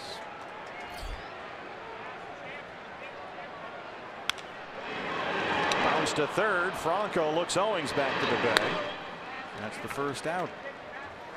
Hey fans, welcome back former D-backs player Luis Gonzalez, Matt Williams, Augie Ojeda, Willie Bloomquist, and many, many more of your favorites for the annual alumni game on Saturday, July 8th. This year's alumni game will start at 4:30 in the afternoon before the D-backs Reds matchup. Arrive early to get the collectible cup set courtesy of Sanderson Ford. Visit dbacks.com/alumni. Oh, that's going to be it for Ben Lively. As Pete Buchanan is out there, he's going to his bullpen. We'll take a break in the 6th inning. Diamondbacks lead the Phillies 4-2.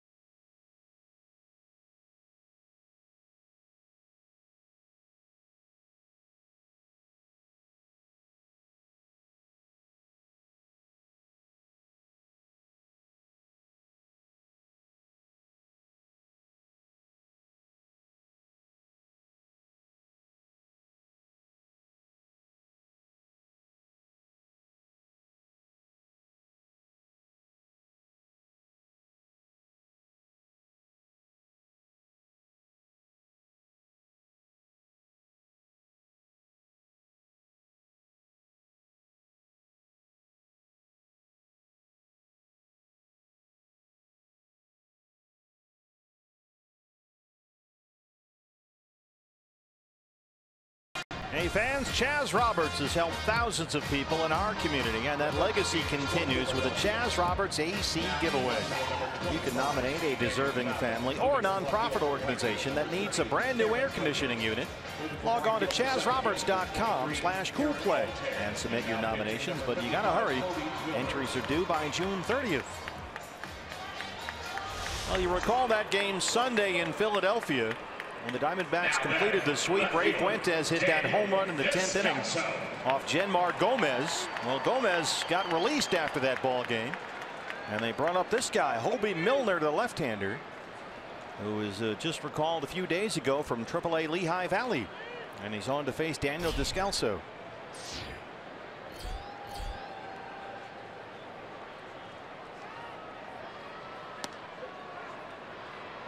Been a busy season for Hobie Milner. He was a Philly. The Indians took him in the Rule 5 draft, but then returned him to Philadelphia near the end of spring training. And now here he is up at the big leagues with the Phillies after a pretty good season at Lehigh Valley. Began his year with 19 1/3 scoreless innings. He's ahead of Descalso, 0-2.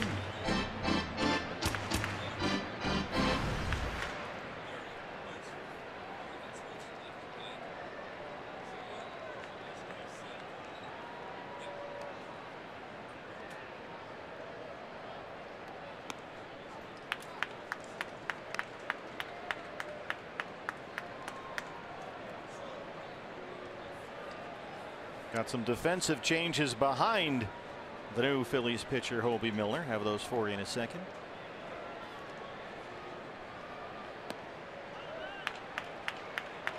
Cameron Perkins, the left fielder, is now in right field, and Daniel Nava has taken over in left. Here's the switch hitter Nava, now the new left fielder. And so Aaron Altair comes out of the ball game.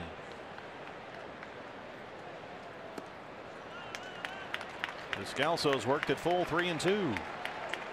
Well, there's Aaron Altair. Pardon me. He's now in center, so it's Odubel Herrera who's come out of the game. And there's Perkins, who moves from left field to right field. So Nava in left, Altair in center, and Perkins in right. He hits it right at him. Chris Owings going to stop at third. Second hit tonight for Daniel Descalso.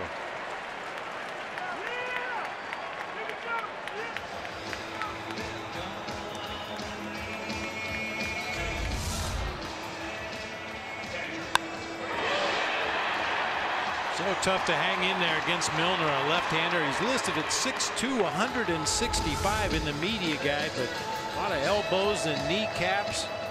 Throws from a very low 3/4, almost sidearm delivery. Nice job by Daniel to hang in there and drive that ball into right field.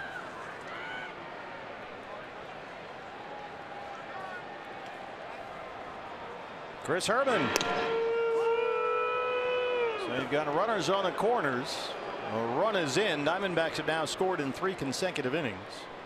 Owens at third, Descalso at first, 1 out. Herman the hitter. The pitcher spot is next, and Robbie Ray, who's at 94 pitches, is out in the on deck circle.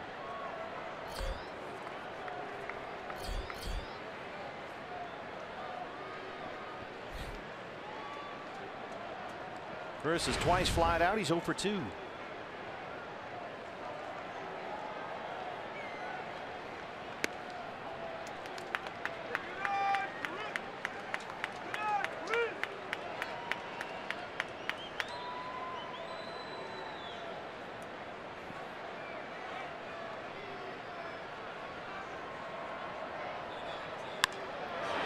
Slicing to left, and it drops in. Owens will score. Descalso's at second. 5-2 D-backs. Mr. Brentley, can I interest you in some delicious tacos? You certainly can. You know me.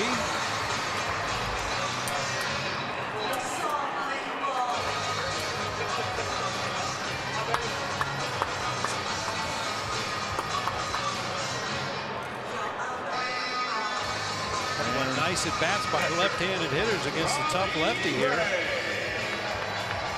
Yeah, he's faced Descalso and Herman, 2 left-hand hitters, 2 base hits. Center cut fastball that time. Herman stays right down on the ball, drives it to the opposite field. Fortunately, slicing hard as it got over into that left field corner. Nava could not get there. Robbie belted a double to deep right center. His last time up, he's 1 for 2. Joseph running in from first as Robbie takes ball 1. Tony Perez-Chica flashing the signs at third.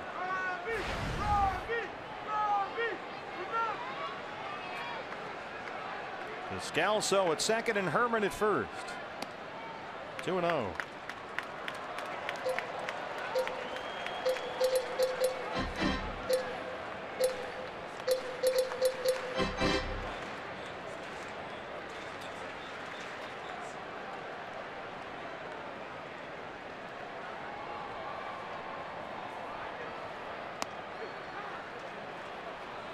So that'll close the book on the rookie Ben Lively, making only his 5th major league start.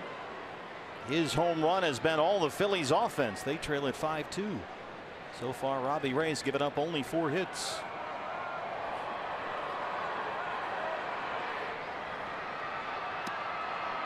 And Robbie really trying to give himself up here, but he's ahead 3-1 with Blanco on deck.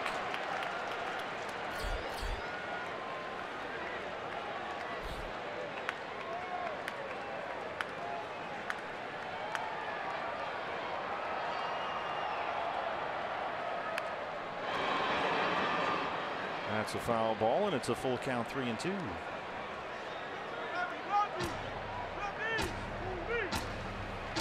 I think with a right-handed pitcher, you might see Torey Lovullo turn Robbie Ray loose in this situation, but against a tough lefty, he might leave the bunt on in a 2-strike count. 3-2. Ball 4. He walked the guy trying to sacrifice himself. And that's the 3rd consecutive left-hand hitter who has reached against the lefty Milner. And the bases are loaded for Gregor Blanco. Pete McCannon must have thought he was in pretty good shape here with all these lefties. But it's not worked out. Here comes the pitching coach, Bob McClure. We've heard that old cliche from managers for years and years. Just try to put players into a position where they have the best possible chance to succeed. I'm sure that with all this string of lefties coming up here, Pete McCannon thought this is a great opportunity to drop Hobie Milner in there, let him do his thing against some lefties with that sidearm delivery, and it just has backfired in Pete's face so far.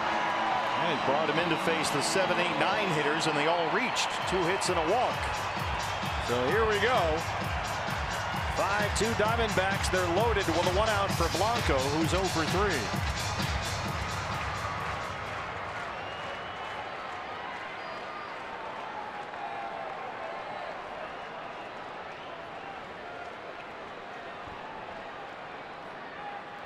It's been an energetic crowd already tonight, but they're ready to bust loose right now. Sure are. First pitch changeup in there. 0-1 on Blanco. He's flied out 3 times.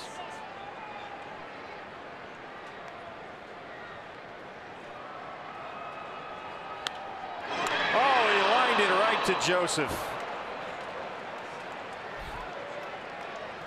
2 outs. David Peralta will be the hitter. Another fairly hard hit ball by a Diamondbacks hitter right at a Phillies defender. I mean, they're playing their infield in. Tommy Joseph, that ball had to be hit right at him or no more than a step either way. That's a tough out. Well, here we go with Peralta. An RBI single his last time up. He's 1 for 3. He's now hit safely in 7 straight. Bases loaded, 2 outs.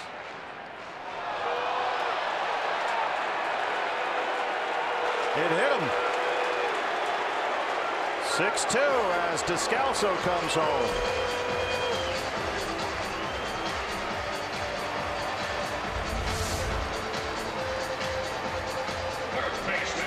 Started a slider behind David Peralta that time. The break brought it right into the back of his right calf. Tough way to get an RBI. Well, here we go. 40,000 plus. Bases loaded for Goldie.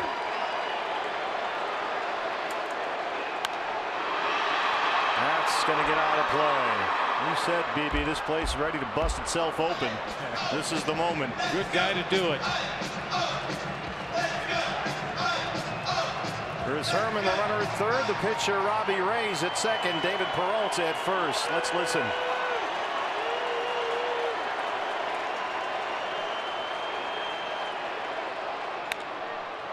On the ground to shortstop for Galvis. Nice scoop by Joseph. Diamondbacks get 3 in the 6th. Jake Lamb got it started. A leadoff homer, his 17th of the year. Chris Herman, an RBI single. We'll head to the 7th. Diamondbacks lead at 6-2.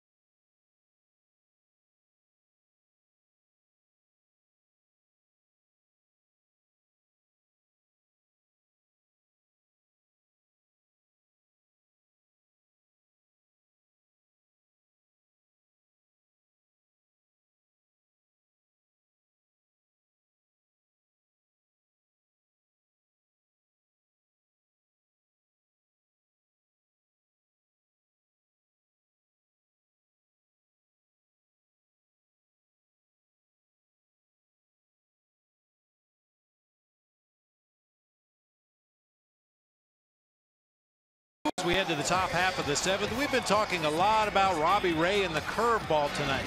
The fact is he hasn't thrown many for strikes, but the Phillies hitters can't lay off. Look at these, all these curveballs out of the strike zone, swinging strikes from Philly hitters. He threw 28 curveballs in this game, only 14 were in the strike zone.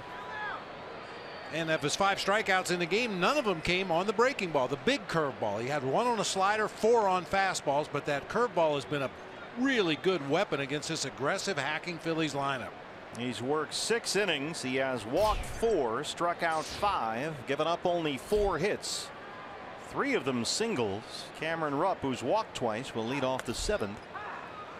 And this is a trademark of Torey Lovullo all year long, sending his starting pitchers out there to get their 21 outs. Give me 7 innings, and Robbie will try and do that right here. 0-1 on Rupp. Headed for the radio booth. Look out, Mike Farron.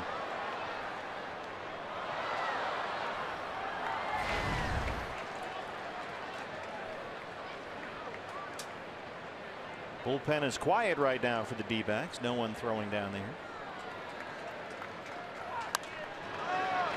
That's another one that gets out of play. It's still 0-2.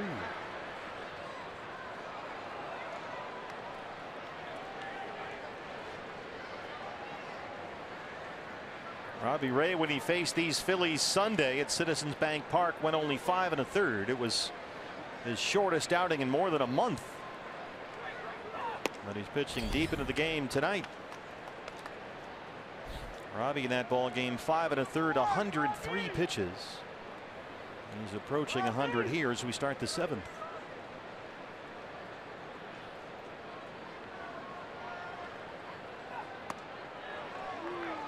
Missed with a curveball.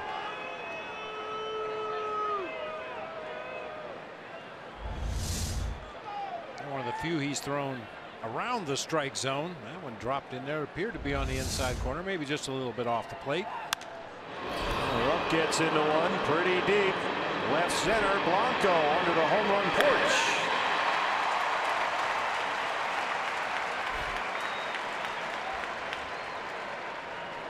Robbie Ray gave up a single to Freddie Galvis with 1 out in the 3rd. That was the first Phillies hit.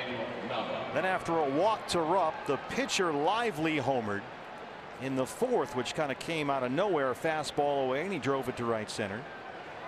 After that, a single by Altair in the 5th, a single by Herrera in the 6th. That has been all the Phillies offense so far.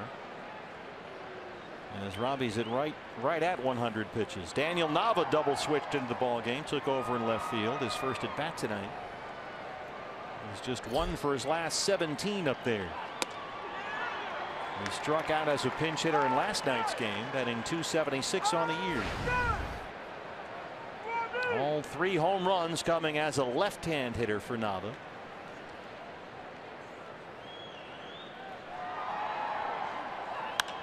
It's that hard, just over the glove of Goldie and into right. Hey fans, don't miss the NL West showdown here at Chase Field next weekend. The D-backs will take on the Colorado Rockies for a 3-game series starting next Friday, June 30th. The first 20,000 fans in attendance to the 1st of July celebration next Saturday will get a soft style State 48 t-shirt. Get your tickets now at dbacks.com. Right now the Rockies are trailing the Dodgers in LA 4-0. Clayton Kershaw with a 4-0 lead in the 5th. Diamondbacks began tonight tied with Colorado for 2nd in the National League West. 2.5 games behind the Dodgers, who, if they win tonight, will have won 9 straight. Cameron Perkins 0 for 3. Here's the score from LA. Diamondbacks, despite this tremendous winning run they've been on, they've won 9 of 11, 12 for their last 15. Struggling to close the gap. And that one hit Chris Herman. It always happens. That deflection off a hit by pitch either hits the catcher, the umpire, or sometimes both. A glancing blow off the front arm of Cameron Perkins right into the mask of Chris Herman. So Robbie Ray in a spot of bother here.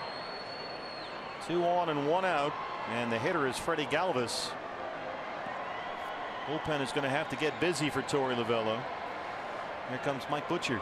And Robbie continues to use his arsenal differently recently than he ever has before. We've talked a lot about that slow curveball, which has become his best secondary pitch over his last several starts. Here you can see the repertoire. Sanderson Ford bullpen gets busy. Archie Bradley.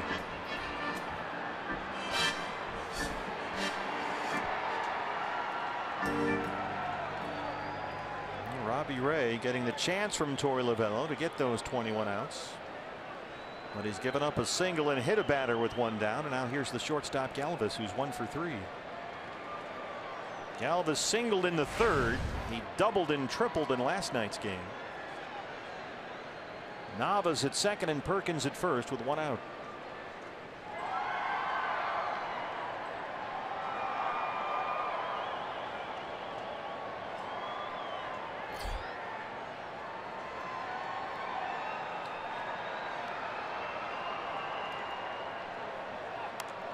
Squares to bunt and fouls it back to the screen. I got one for you, partner. Yeah. Robbie Ray with runners in scoring position in his last 7 starts plus tonight. 0 for 20 with 11 strikeouts when runners in scoring position. You get those 11 strikeouts where the ball doesn't even get put into play in those situations. What a difference maker that is. 105 pitches now. Here's the 0-1 to Galvis.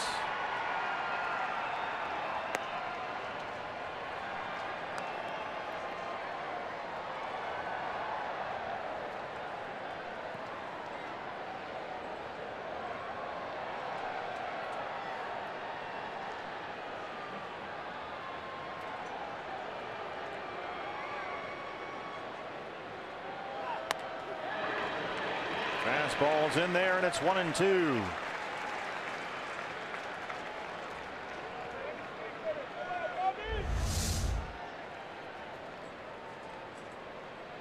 Nice job by Chris Herman that time to make that one look considerably better than it was. Pitch framing.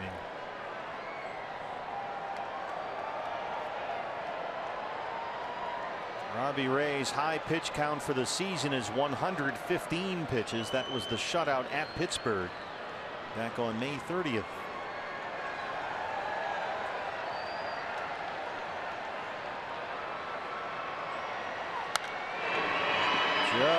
Just foul down there at first in front of Mickey Morandini. There's David Van Ness. Dr. Van Nostrand down there, our Golden Glover in the right field corner.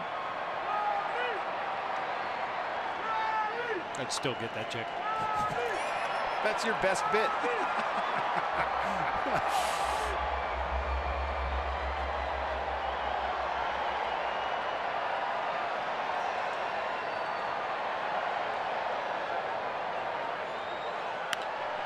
Base hit for Galvis. He rolls it into left. Juan Samuel will stop Nava at third, and the Phillies have the bases loaded with 1 out.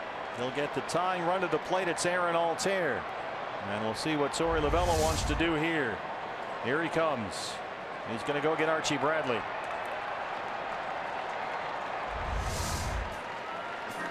Well, very good performance by Robbie Ray. Tonight he went 6 1/3.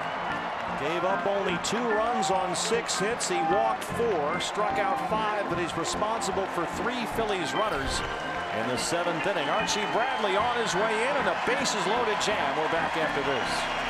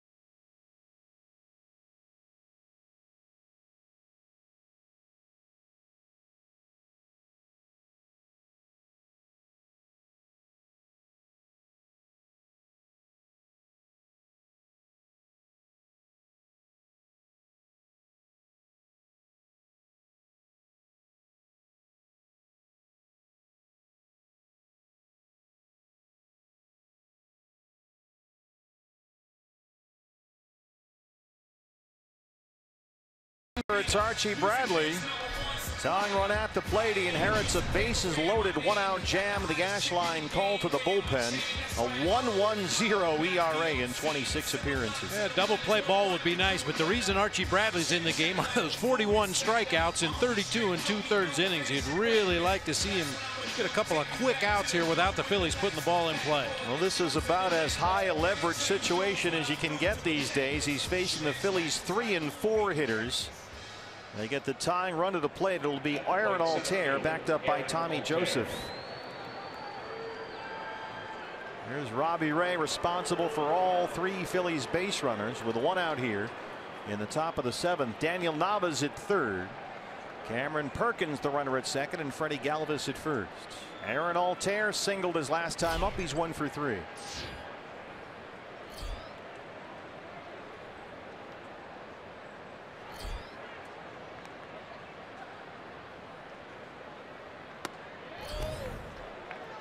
Fastball missed. It's 1-0. Aaron Altair out of Agua Fria High School in Avondale. Grew up a huge Diamondbacks fan. His favorite player was Steve Finley. And right now Altair is in center field for the Phillies.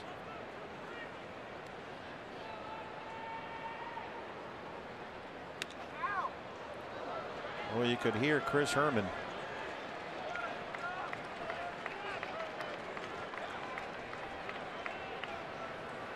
I mentioned part of the reason Archie's in the game is the fact he can miss some bats.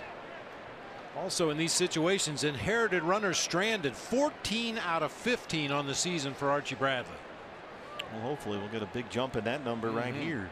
Behind on a good hitter, 2-0. Broke his bat. Lamb coming home. Wild throw. What a play by Chris Herman to keep his foot on home plate. The force was on, and the Herminator kept the foot down. An offline throw from Lamb, but they got the out at home. 2 down. Pete McCann will have a look. Chris Herman looked like a receiver trying to keep his feet in bounds on a sideline pattern there. Phillies are going to pass on the challenge here.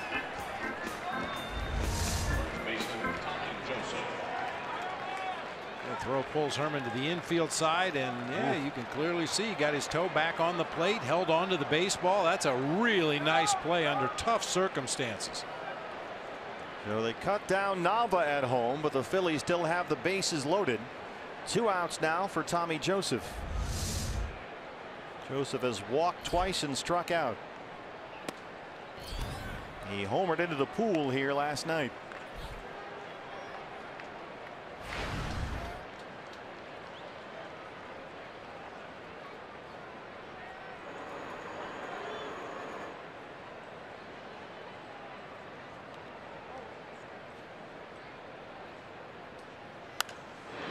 Popped him up, and that's out of play.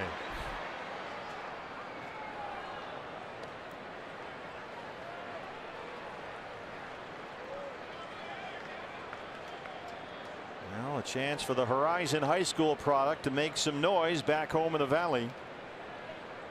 Bases loaded, 2 down.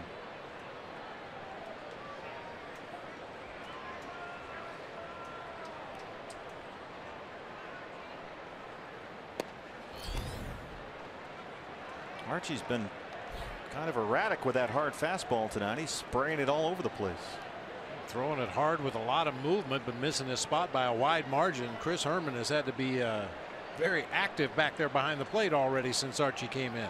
He's only thrown 2 strikes.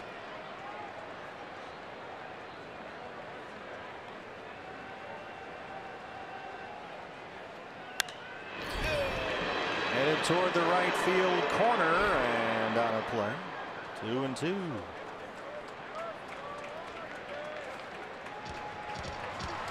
Here we go. Bases loaded, 2 outs, 2 balls, and 2 strikes. More than 40,000 with us in here tonight.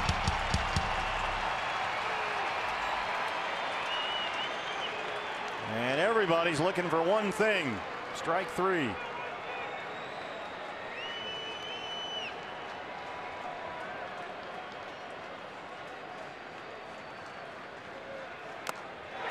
Got him. Archie Bradley comes in and escapes a bases loaded jam. He keeps it 6-2 Diamondbacks. He got a little roller to third off the bat of Altair as they cut Nava down at home.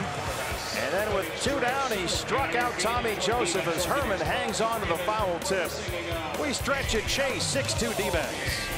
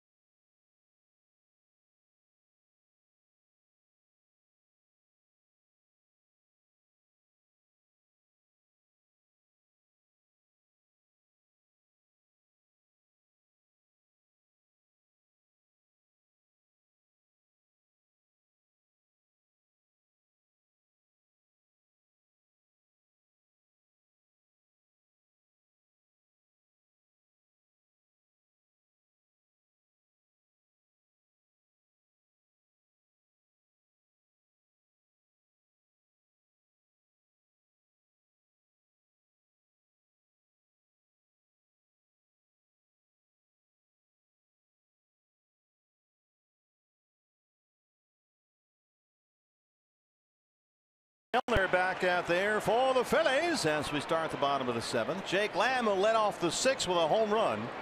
Will lead off the 7th.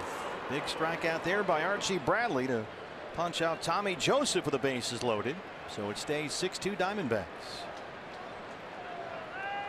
Jake has singled and homered tonight. He's 2 for 3. His home run, his last time up, is 17th of the year.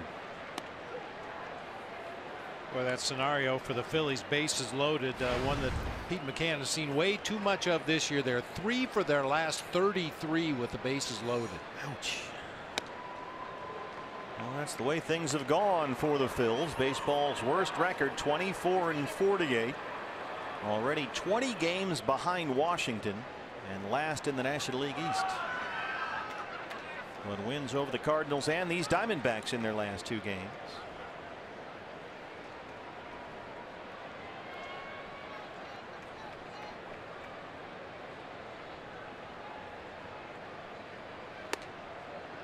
Our Chaz Roberts air conditioning and plumbing cool play the game. Jake Lamb in the 6th. Really went down and got it. Off right-hander Ben Lively. Jake strikes out now 8 for 61 versus lefties this year. 1 away. Let's go down to Pat Paris. Pat. Well, coming up tomorrow, of course, our CenturyLink What's Next shows us the starting pitching matchup in the 3rd game of this 4-game series with the Diamondbacks and the Phillies. And it's Randall Delgado obviously coming out of the bullpen to make this spot start. Jeremy Hellickson going for the Phillies. For Delgado, Torey Lovullo had to kind of come back and talk to us today about exactly what he's doing with this start as a pitching change happens. He just said this guy's been stretched out. Why not let him to make the start, move everybody back just 1 day. Just 1 day is all they're moving everybody back. Yeah, they'll get an extra day for everybody, and Zach Greinke will finish up this series on Monday. We'll take a break. Pitching change for the Phillies back after this.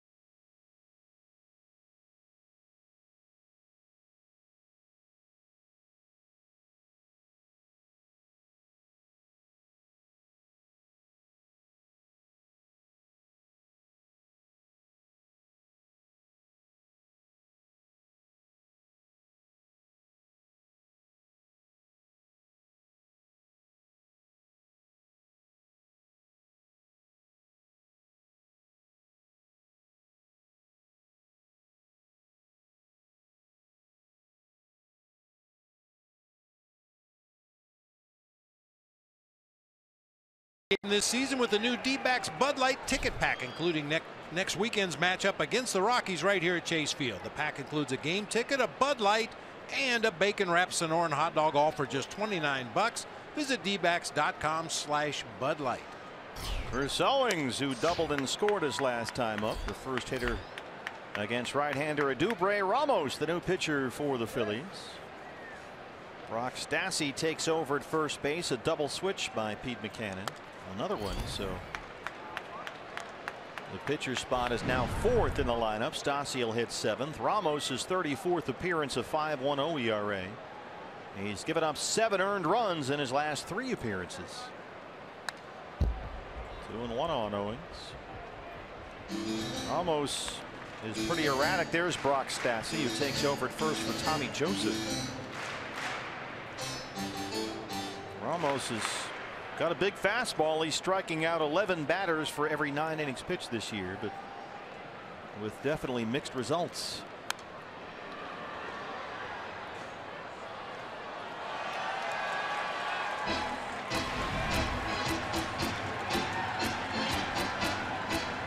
Co's double in the 6th extended his hitting streak. He's now hit safely in 10 straight games.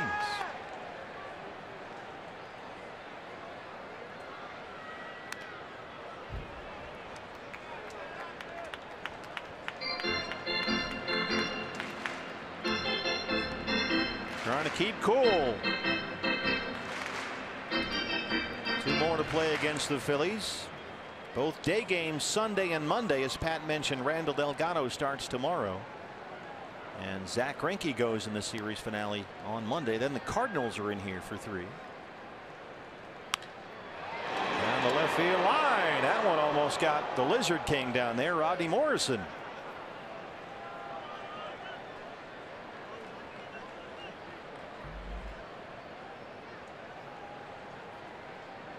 As Pat mentioned, they wanted Delgado to start tomorrow to give everybody an extra day of rest. Always a smart move in the middle of the season, especially after another long road trip. That's the beauty and the flexibility that Randall can provide to this staff. It's a great comfort, Bob, knowing that at any point, if you wanted to give everybody an extra day, just drop Delgado in there for a start. Yeah, you're not going to lose anything. I mean, we know Randall's been stretched out enough that he can pitch 5, 6, maybe 7 innings, depending on pitch count at this point. And Torrey says probably 75 to 80 pitches tomorrow. They're not sure how long he'll go in the game. That's why they have Silvino Bracho back up here. Jeremy Hazelbaker was optioned to Reno to bring Bracho up as that one gets out of play. So they'll have some extra depth in the bullpen for Delgado start tomorrow before Greinke pitches on Monday. And Torrey said, you know, if the need arises and we figure that the rotation should get pushed back a day again, everybody could use some rest, they may do this again with Delgado. Well, I think we'll pay close attention, but I think you might see the Diamondbacks continue to do this moving forward coming out of Colorado. We've talked a lot about the Coors Field effect, how it affects pitchers, not so much their start in Coors Field, but the next start afterwards, they start to show some signs of fatigue. Bronco at third. Where he can really sling it down there. 2 outs. He knows with his arm he's got all the time in the world, but he takes it. Brandon Drury's grounded out 3 times tonight, but he's got 2 RBIs.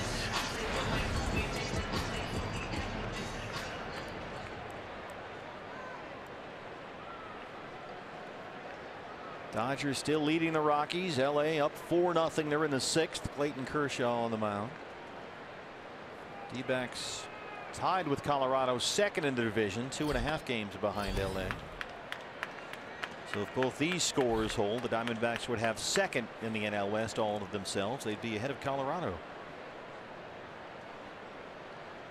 Dodgers threatening to win their 9th straight.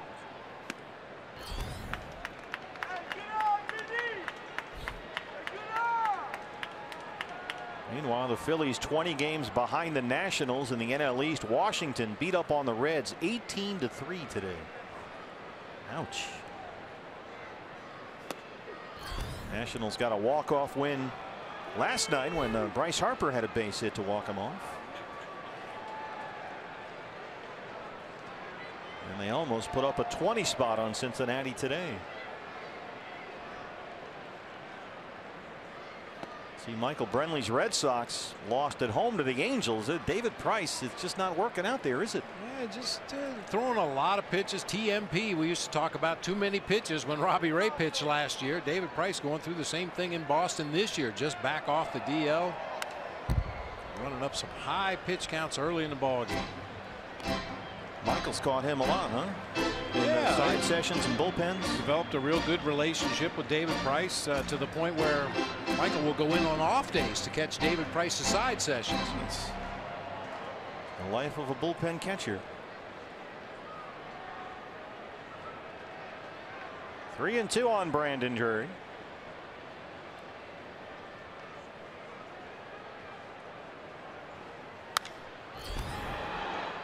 Is there any job that a bullpen catcher doesn't have to be ready for? You really got to do it all, don't you? Oh no, there is no job description. You just do whatever they ask you to do. Throw batting practice, hit fungos, catch relief pitchers, catch starting pitchers, catch side sessions. There's Humberto Quintero, who along with Mark Reed are the Diamondbacks bullpen catchers. Silvino Bracho just called up, sitting behind him.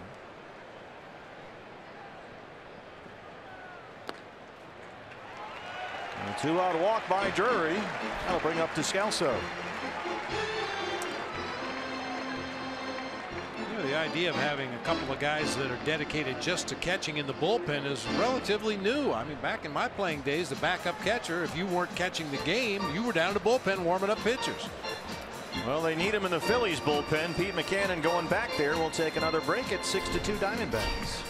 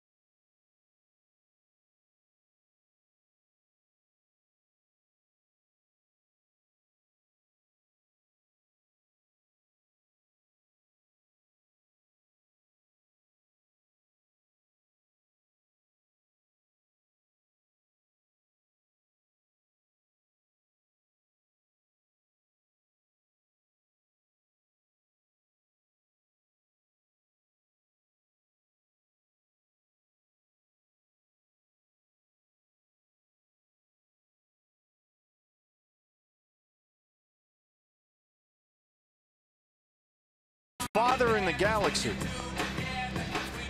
Star Wars night. Everybody's embracing the theme here at Chase Field. Big crowd, 40,557 with us. Diamondbacks leading the Phillies in game 2 of this 4-game set, 6-2.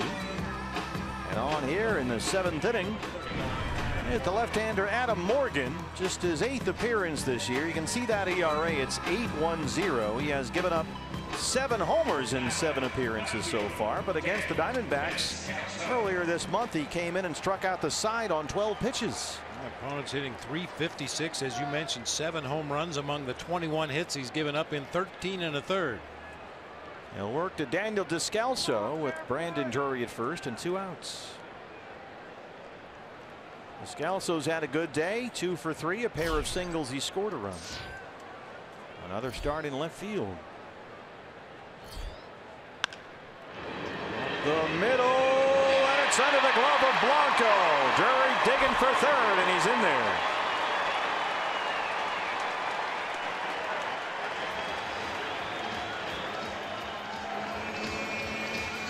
Well, Morgan got the ground ball he wanted.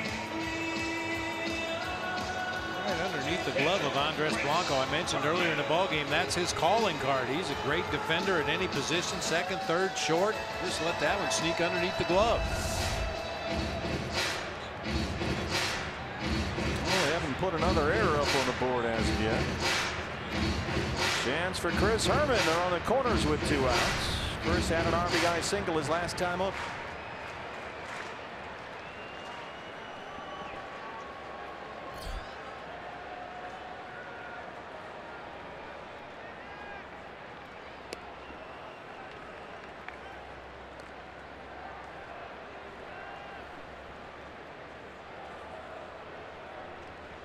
They score that a base hit for Daniel Descalso, his 3rd hit tonight.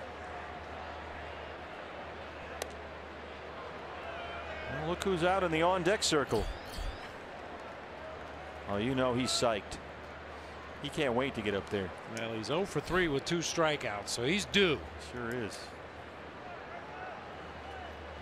2-0 on the Herminator.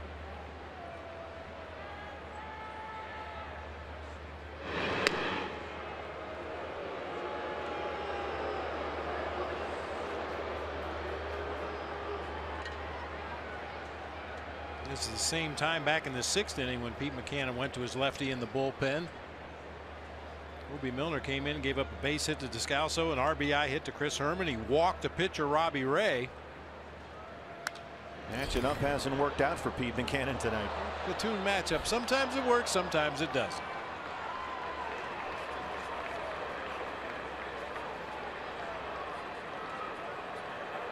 Well, he's had a tough job this year, Pete McCannon. Well, Pete's had a lot of tough jobs over the course of his long major league career. He seemingly is that guy that's always there to fill in as the interim manager when somebody gets fired. Well, that happened here. Yeah. He replaced Ryan Sandberg, right? Yep. And did such a good job. He got to keep the job. He's got Larry Bowe, the bench coach, just to the left there. Phillies legend. Although Pete, the smartest move he could maybe make was to get John Kruk out of retirement. He's probably tried. Krucky's here working Phillies TV just to our left.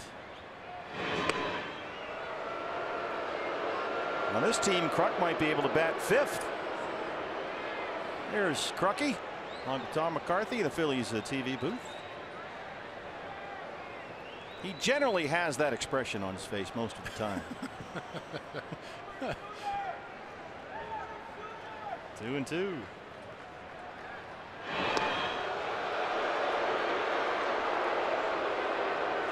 Now, the only problem with being named an interim manager is it's usually when the team is really struggling, and he's had to take over some really bad teams. The Pirates back in 05, the Reds in 07. We mentioned the Phillies when Ryan Sandberg left. Pete McCannon took over, but now getting an opportunity with a longer contract to hang around. Herman hits it to right field, and that's going to get to the wall. Drury's home. Here comes Descalso. There's no throw. It's a 2-run double for the Herminator.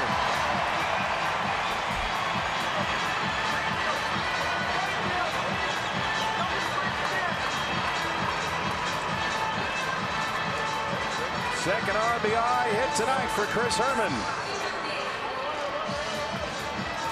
What were you saying about Pete McCannon matching up lefties? Yeah, how's that working so far? Not so much. Well, you know, and the thing is, Torey Lovullo had some right-handed bats available off the bench tonight. The other 2 catchers, Mathis and Ionetta, and Nick Ahmed available off the bench as well, but sticks with the lefties both in the 6th inning and here in the 7th inning, and is rewarded with some big base hits. Phillies are going to ask the umpires to put the headsets on.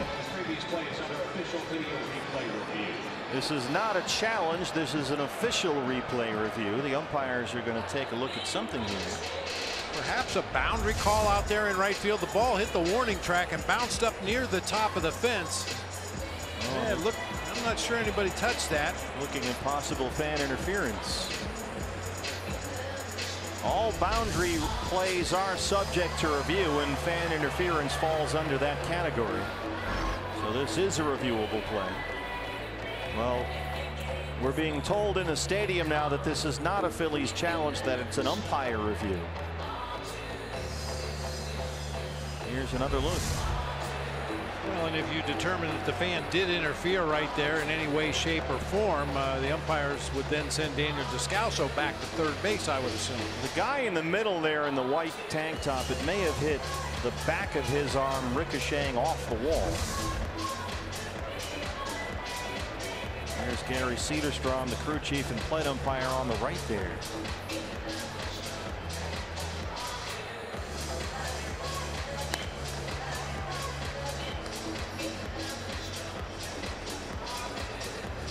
Archie Bradley in either case is going to get a chance to hit.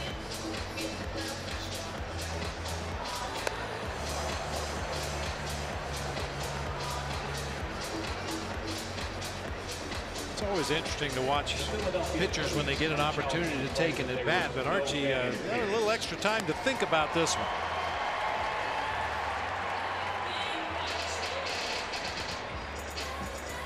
Hard to tell definitively from the angle that we had whether he hit it.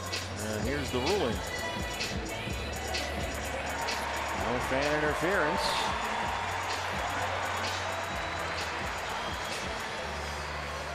And now Archie's going to head back into the dugout.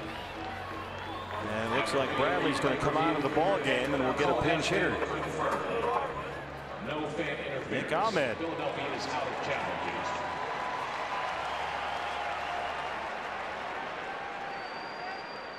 So that does it for Archie Bradley. No need to have him continue with an 8-2 lead. And Ahmed will hit for the pitcher.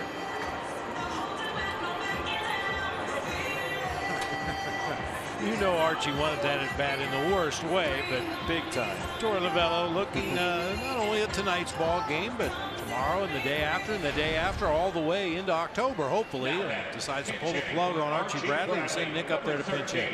So it stays a 2-run double for Chris Herman. He's at second, still 2 outs in an 8-2 game, and Ahmed is the hitter.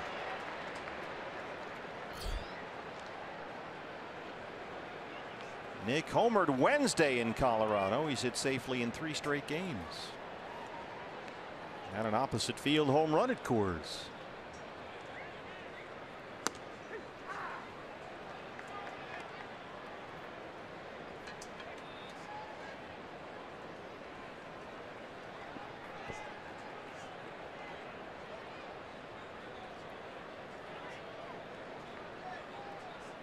Ahmed hitting .261 on the year. He's got 6 homers.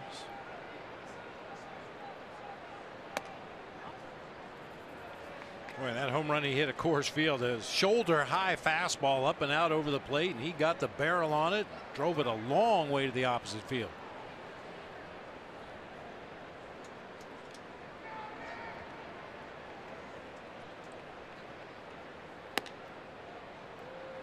Two and one from lefty Adam Morgan. Star Wars night here at the ballpark. Every D-backs player gets his own Star Wars themed photo.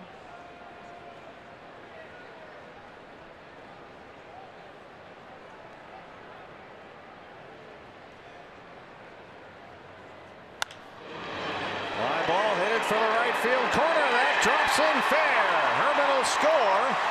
Ahmed headed for second. It's an RBI double and a 9-2 Diamondbacks lead.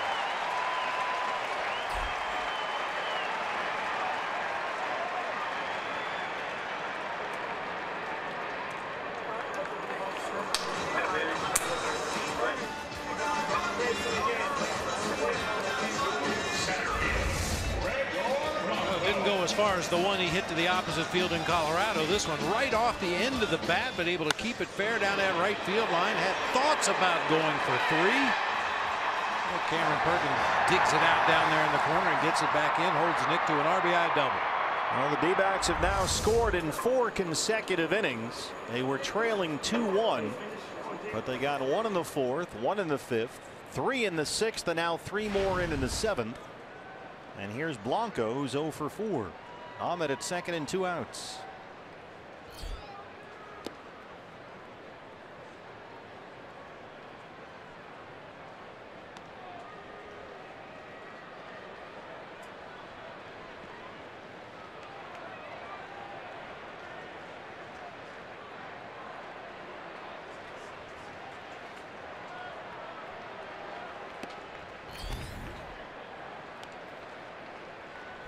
Well, we've seen a number of those grinding at bats that Torey Lovullo loves to point out post game and before the ball game the next day. All these lefties hanging in tough against the left-handed relievers.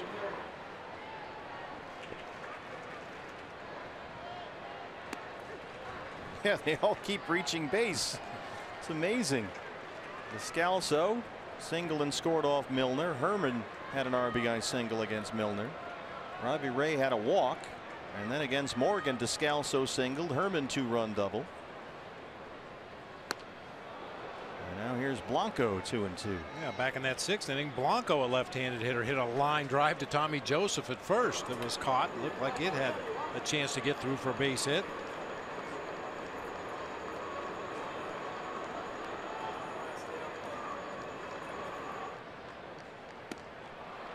And Blanco waves at that one. Diamondbacks add 3 more. They lead it 9-2.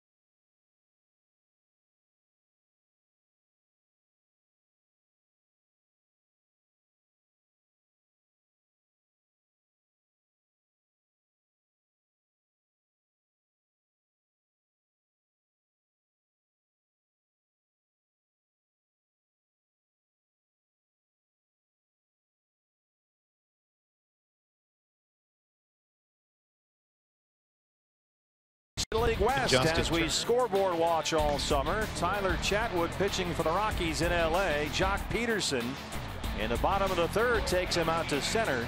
That game's now in the 7th inning, and the Dodgers have a 4-0 lead over the Rockies. Diamondbacks beginning tonight tied with Colorado for 2nd in the NL West, 2.5 games behind LA.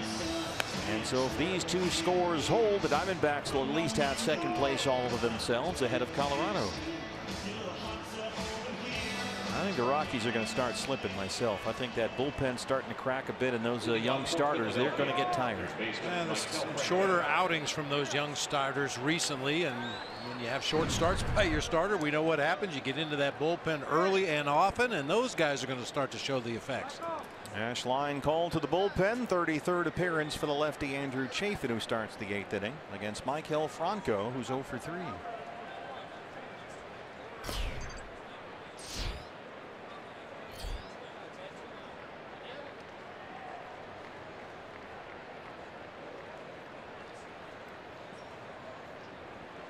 Andrew just worked briefly in Thursday's game at Colorado, 2/3 of an inning.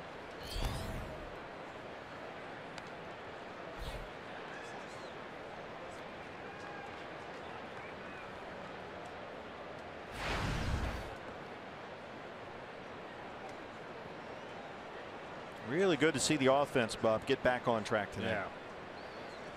Everybody's entitled to a quiet day once in a while. Last night only 1 run on 6 hits, but you know, coming off the 2nd of 2 back-to-back 3-city road trips with only a quick 6-game homestand in between those 2 trips. He just played 3 big games in Colorado. Day game the day before, maybe a little fatigue there. Torey wouldn't use that excuse, but things right back on track offensively here tonight.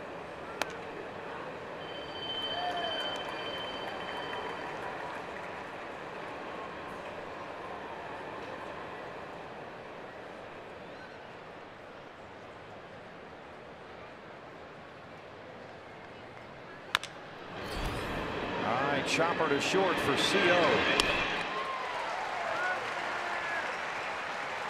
Time for the Coors Light Cold Hard Facts. Arizona Diamondbacks 46-28. Tied with Bob Brenly's 0-1 D-backs for the best start through 74 games in team history. That'll improve to 47-28 if the score holds. Best 75 game start was 0-1 when they were 46-29.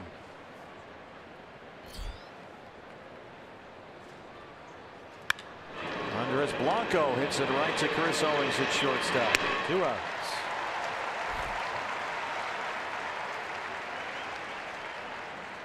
The first at bat tonight for the left-hand hitting Brock Stassi. Back up to the big leagues with the Phils. 194 as a 27-year-old rookie. He's homered twice. He's been up and down from the minors this year. Just about 60 at bats with the Phils this season. His brother Max Stassi has been a catcher with the Astros. He's in Houston's AAA club right now with Fresno. The Stassi brothers out of Yuba City, California. Brock Stassi played his college ball at Nevada.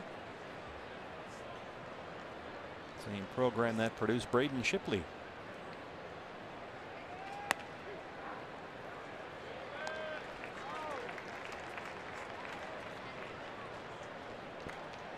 Stassi took over at first base for Tommy Joseph as part of a double switch.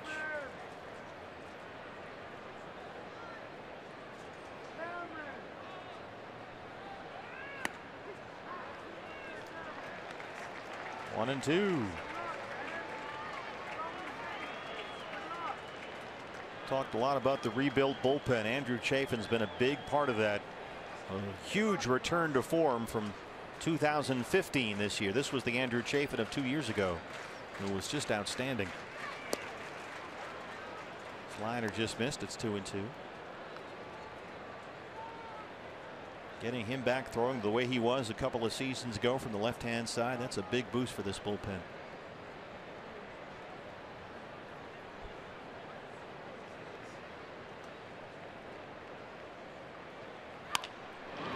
Jake Lamb at third.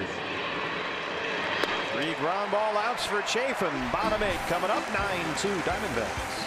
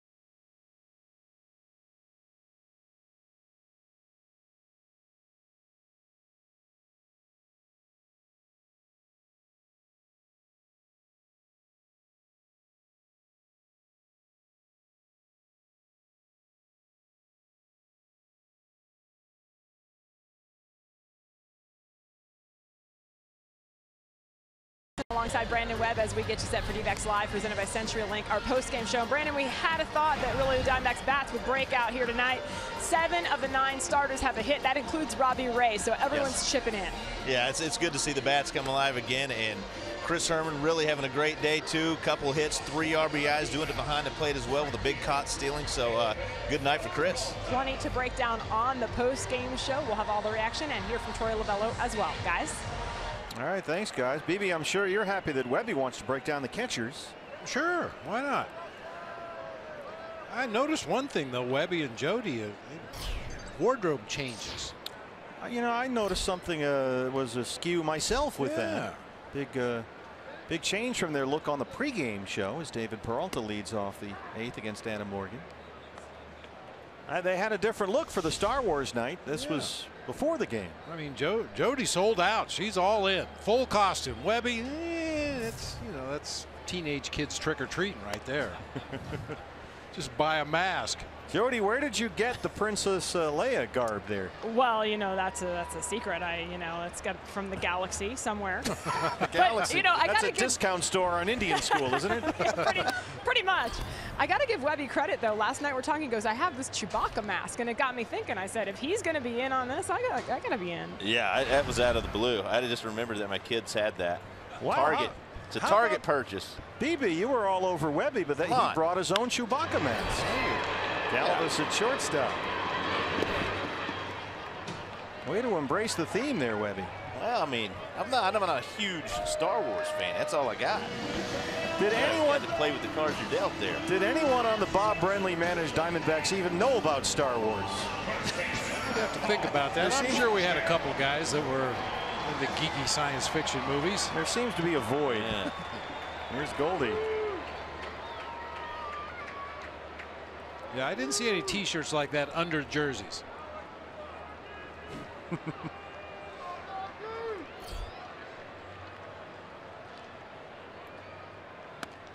Goldie singled and scored in the 4th tonight. He's 1 for 4. So he's now reached base safely in a Diamondbacks record 40 straight games at Chase Field.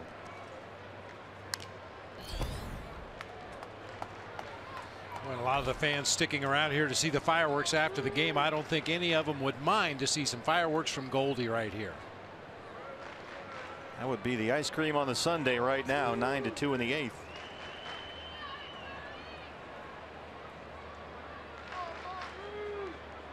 Well, he's homered 5 times in his last 10 games. Leading baseball in RBIs. He leads the National League in OPS. Leads the majors in runs scored and on base percentage. I mean, the list just goes on and on.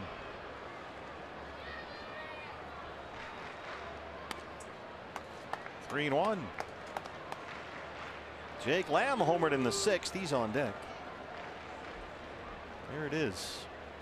Those are MVP numbers. Those are video game numbers.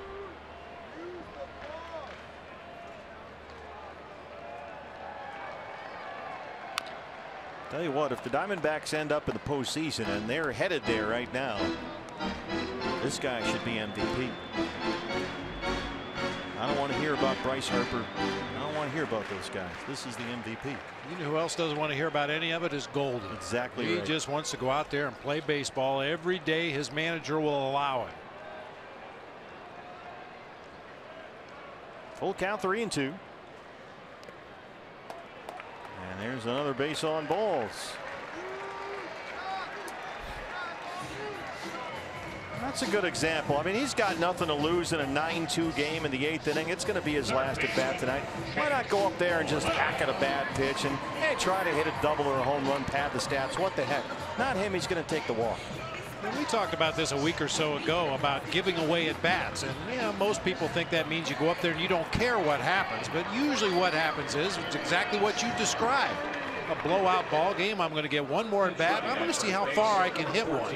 Well, that's the equivalent of giving away an at bat, especially for a disciplined hitter like Paul Goldschmidt. Ray Fuentes will pinch run. Here's Jake Lamb.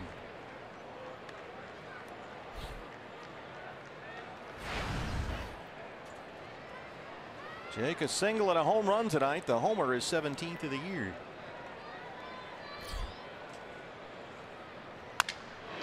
Broken bat bounce at her first. Stassi backhands it. Fuentes moved to second, 2 outs.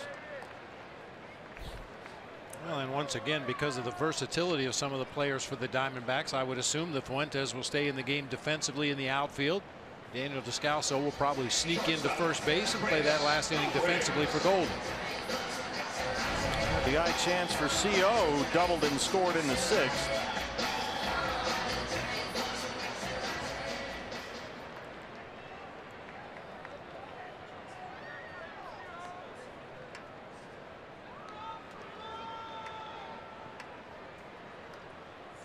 At Dodgers game in the 8th inning now. LA still leads the Rockies 4-0.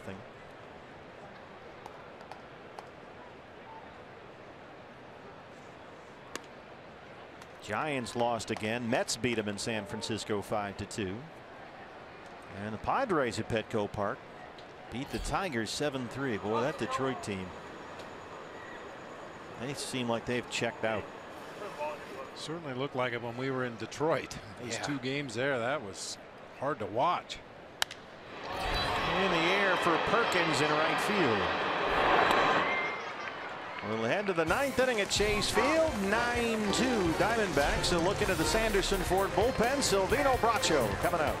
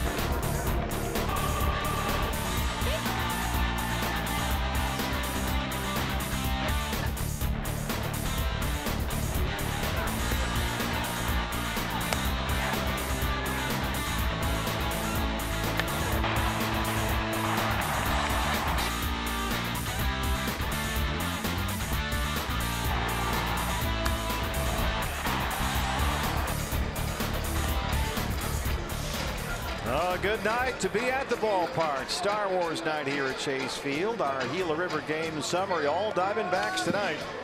They trailed it 2-1 heading to the bottom of the 4th. And boy, they turned on the Jets or put it into hyperspace at that point. 9-2 as we start the 9th inning. Robbie Ray 6 1/3. A home run for Jake Lamb. Diamondbacks 3 in the 6th and 3 in the 7th. And now Silvino Bracho, just up from AAA Reno, starts the 9th. Cameron Rupp, the Phillies catcher, will lead it off. He's walked twice tonight, 0 for 1.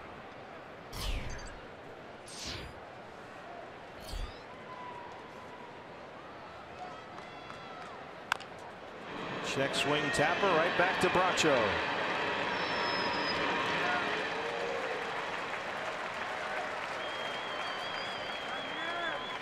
Brandon Webb, Jody Jackson standing by. Diamondback Live postgame show follows our ball game. Gregor Blanco now in left field. He moves over from center.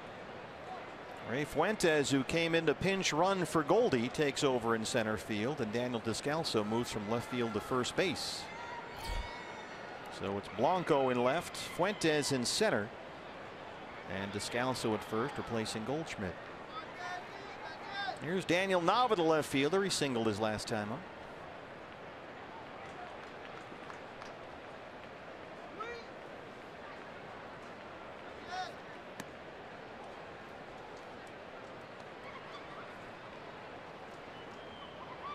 Silvino Bracho just called up today from AAA Reno. He's been back and forth on the Reno shuttle all year long. Jeremy Hazelbaker was optioned back to the Coast League. Diamondbacks wanted some bullpen depth for the weekend.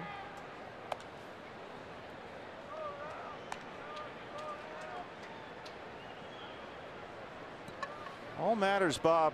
Guys who have options, that creates roster flexibility. How does that work exactly? People often think, well, he's got options left. What does that mean?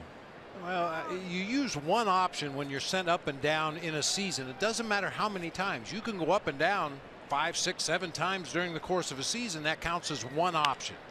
The player has 3 options. So once a guy has been up and down, let's say in the 2015 season, the 2016 season, the 2017 season, now if you want to make a roster move and send him down, he's got to clear waivers. And if it's a player that you don't want to risk losing, you tend to lean toward the guys that do have options left. Send them down knowing full well they'll still be your property when you decide to call them back up. So when you're thinking, okay, it'd be nice to have an extra bullpen arm for the next few days, you got to find a place on the roster. The first thing you think of is, okay, who has options? Who can we send down? And that's the position that Zach Godley's been in all year long. And ideally, you have a number of pitchers possibly in the rotation, definitely in the bullpen, who have options left, so you can flip guys in and out if somebody's been used extensively, maybe pitching 4 or 5 days in a week stretch. You feel like you need a fresh arm and the guy has options left, you just flip them out. And oftentimes the guy that goes down is not the guy who deserves to go down, if you want to use that word. Correct. And that's the pill that Zach has had to swallow a couple of times this year. But boy, from the way he's pitched lately, he's not going anywhere.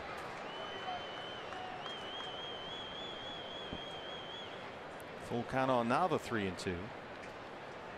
Partner, remember last season, it seemed like every time the Diamondbacks would have a big crowd, whether it was a bobblehead night or some kind of a giveaway or a good opponent in town, seems like the Diamondbacks laid their biggest eggs last year in front of the biggest crowds.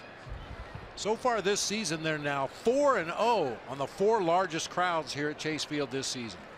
Well, it was a big one tonight. 40,557 on Star Wars night. It was a great atmosphere in here, and boy, it sure looked like everybody had a good time.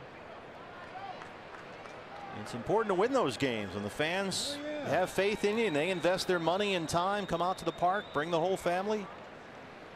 It's important to pay them back. Give them a good show. They saw some good pitching from the Diamondbacks tonight, and I think most of the people got to see what they wanted. They saw the offense bust loose tonight. Diamondbacks scored in 4 straight innings, 4, 5, 6, and 7. 9 runs on 12 hits. Now Torey Lovullo will send Randall Delgado to the mound in game 3 of this series tomorrow. And Zach Greinke in that matinee game Monday. That's a 12:40 start, fan, so you can go to dbacks.com/matinee and get a break on your ticket price for Zach Greinke versus Nick Pivetta Monday afternoon. Former D-back Jeremy Hellickson on the mound here tomorrow for the Phils. Nava fouls off another one, so it's Delgado and Hellickson. That's a 1:10 start tomorrow.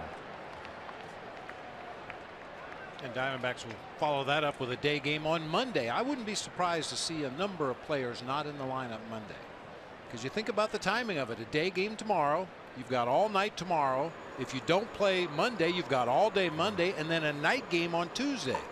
We know Torey likes to maximize that off time if he's going to give guys a day off. Yeah, he will literally count the hours, not just the days. You're right. One more time on 3-2 to Daniel Nava. Diamondbacks have the shift on. Another check swing foul.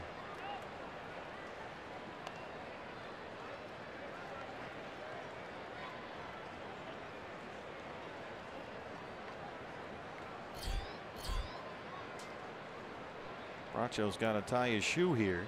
10th pitch of the at-bat to Nava coming up. Boy, he got Cameron Rupp on one pitch, a check swing. And now he's had to throw a whole bunch of pitches to Nava.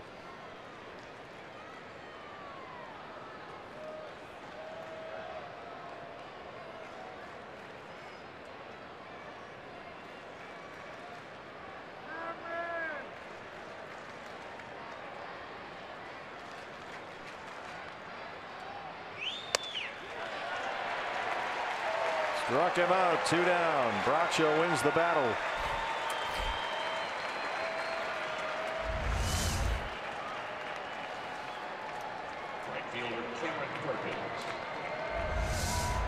Well, it's Silvino Braccio. It's one thing to be on the Reno shuttle, you know, you're back and forth, and that's got to be tough. But the upside of that is they keep taking a look at you. Yeah. And so there's something there that they like.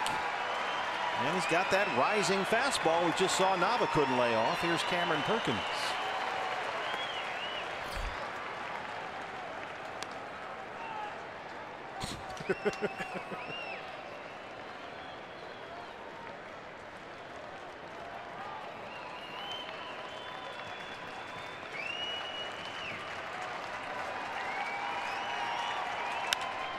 Fly ball center field. Ray Fuentes backing up on the warning track at the wall, and he's got it. That's the ball game. Ray Fuentes kisses this one off in style, and the Diamondbacks even the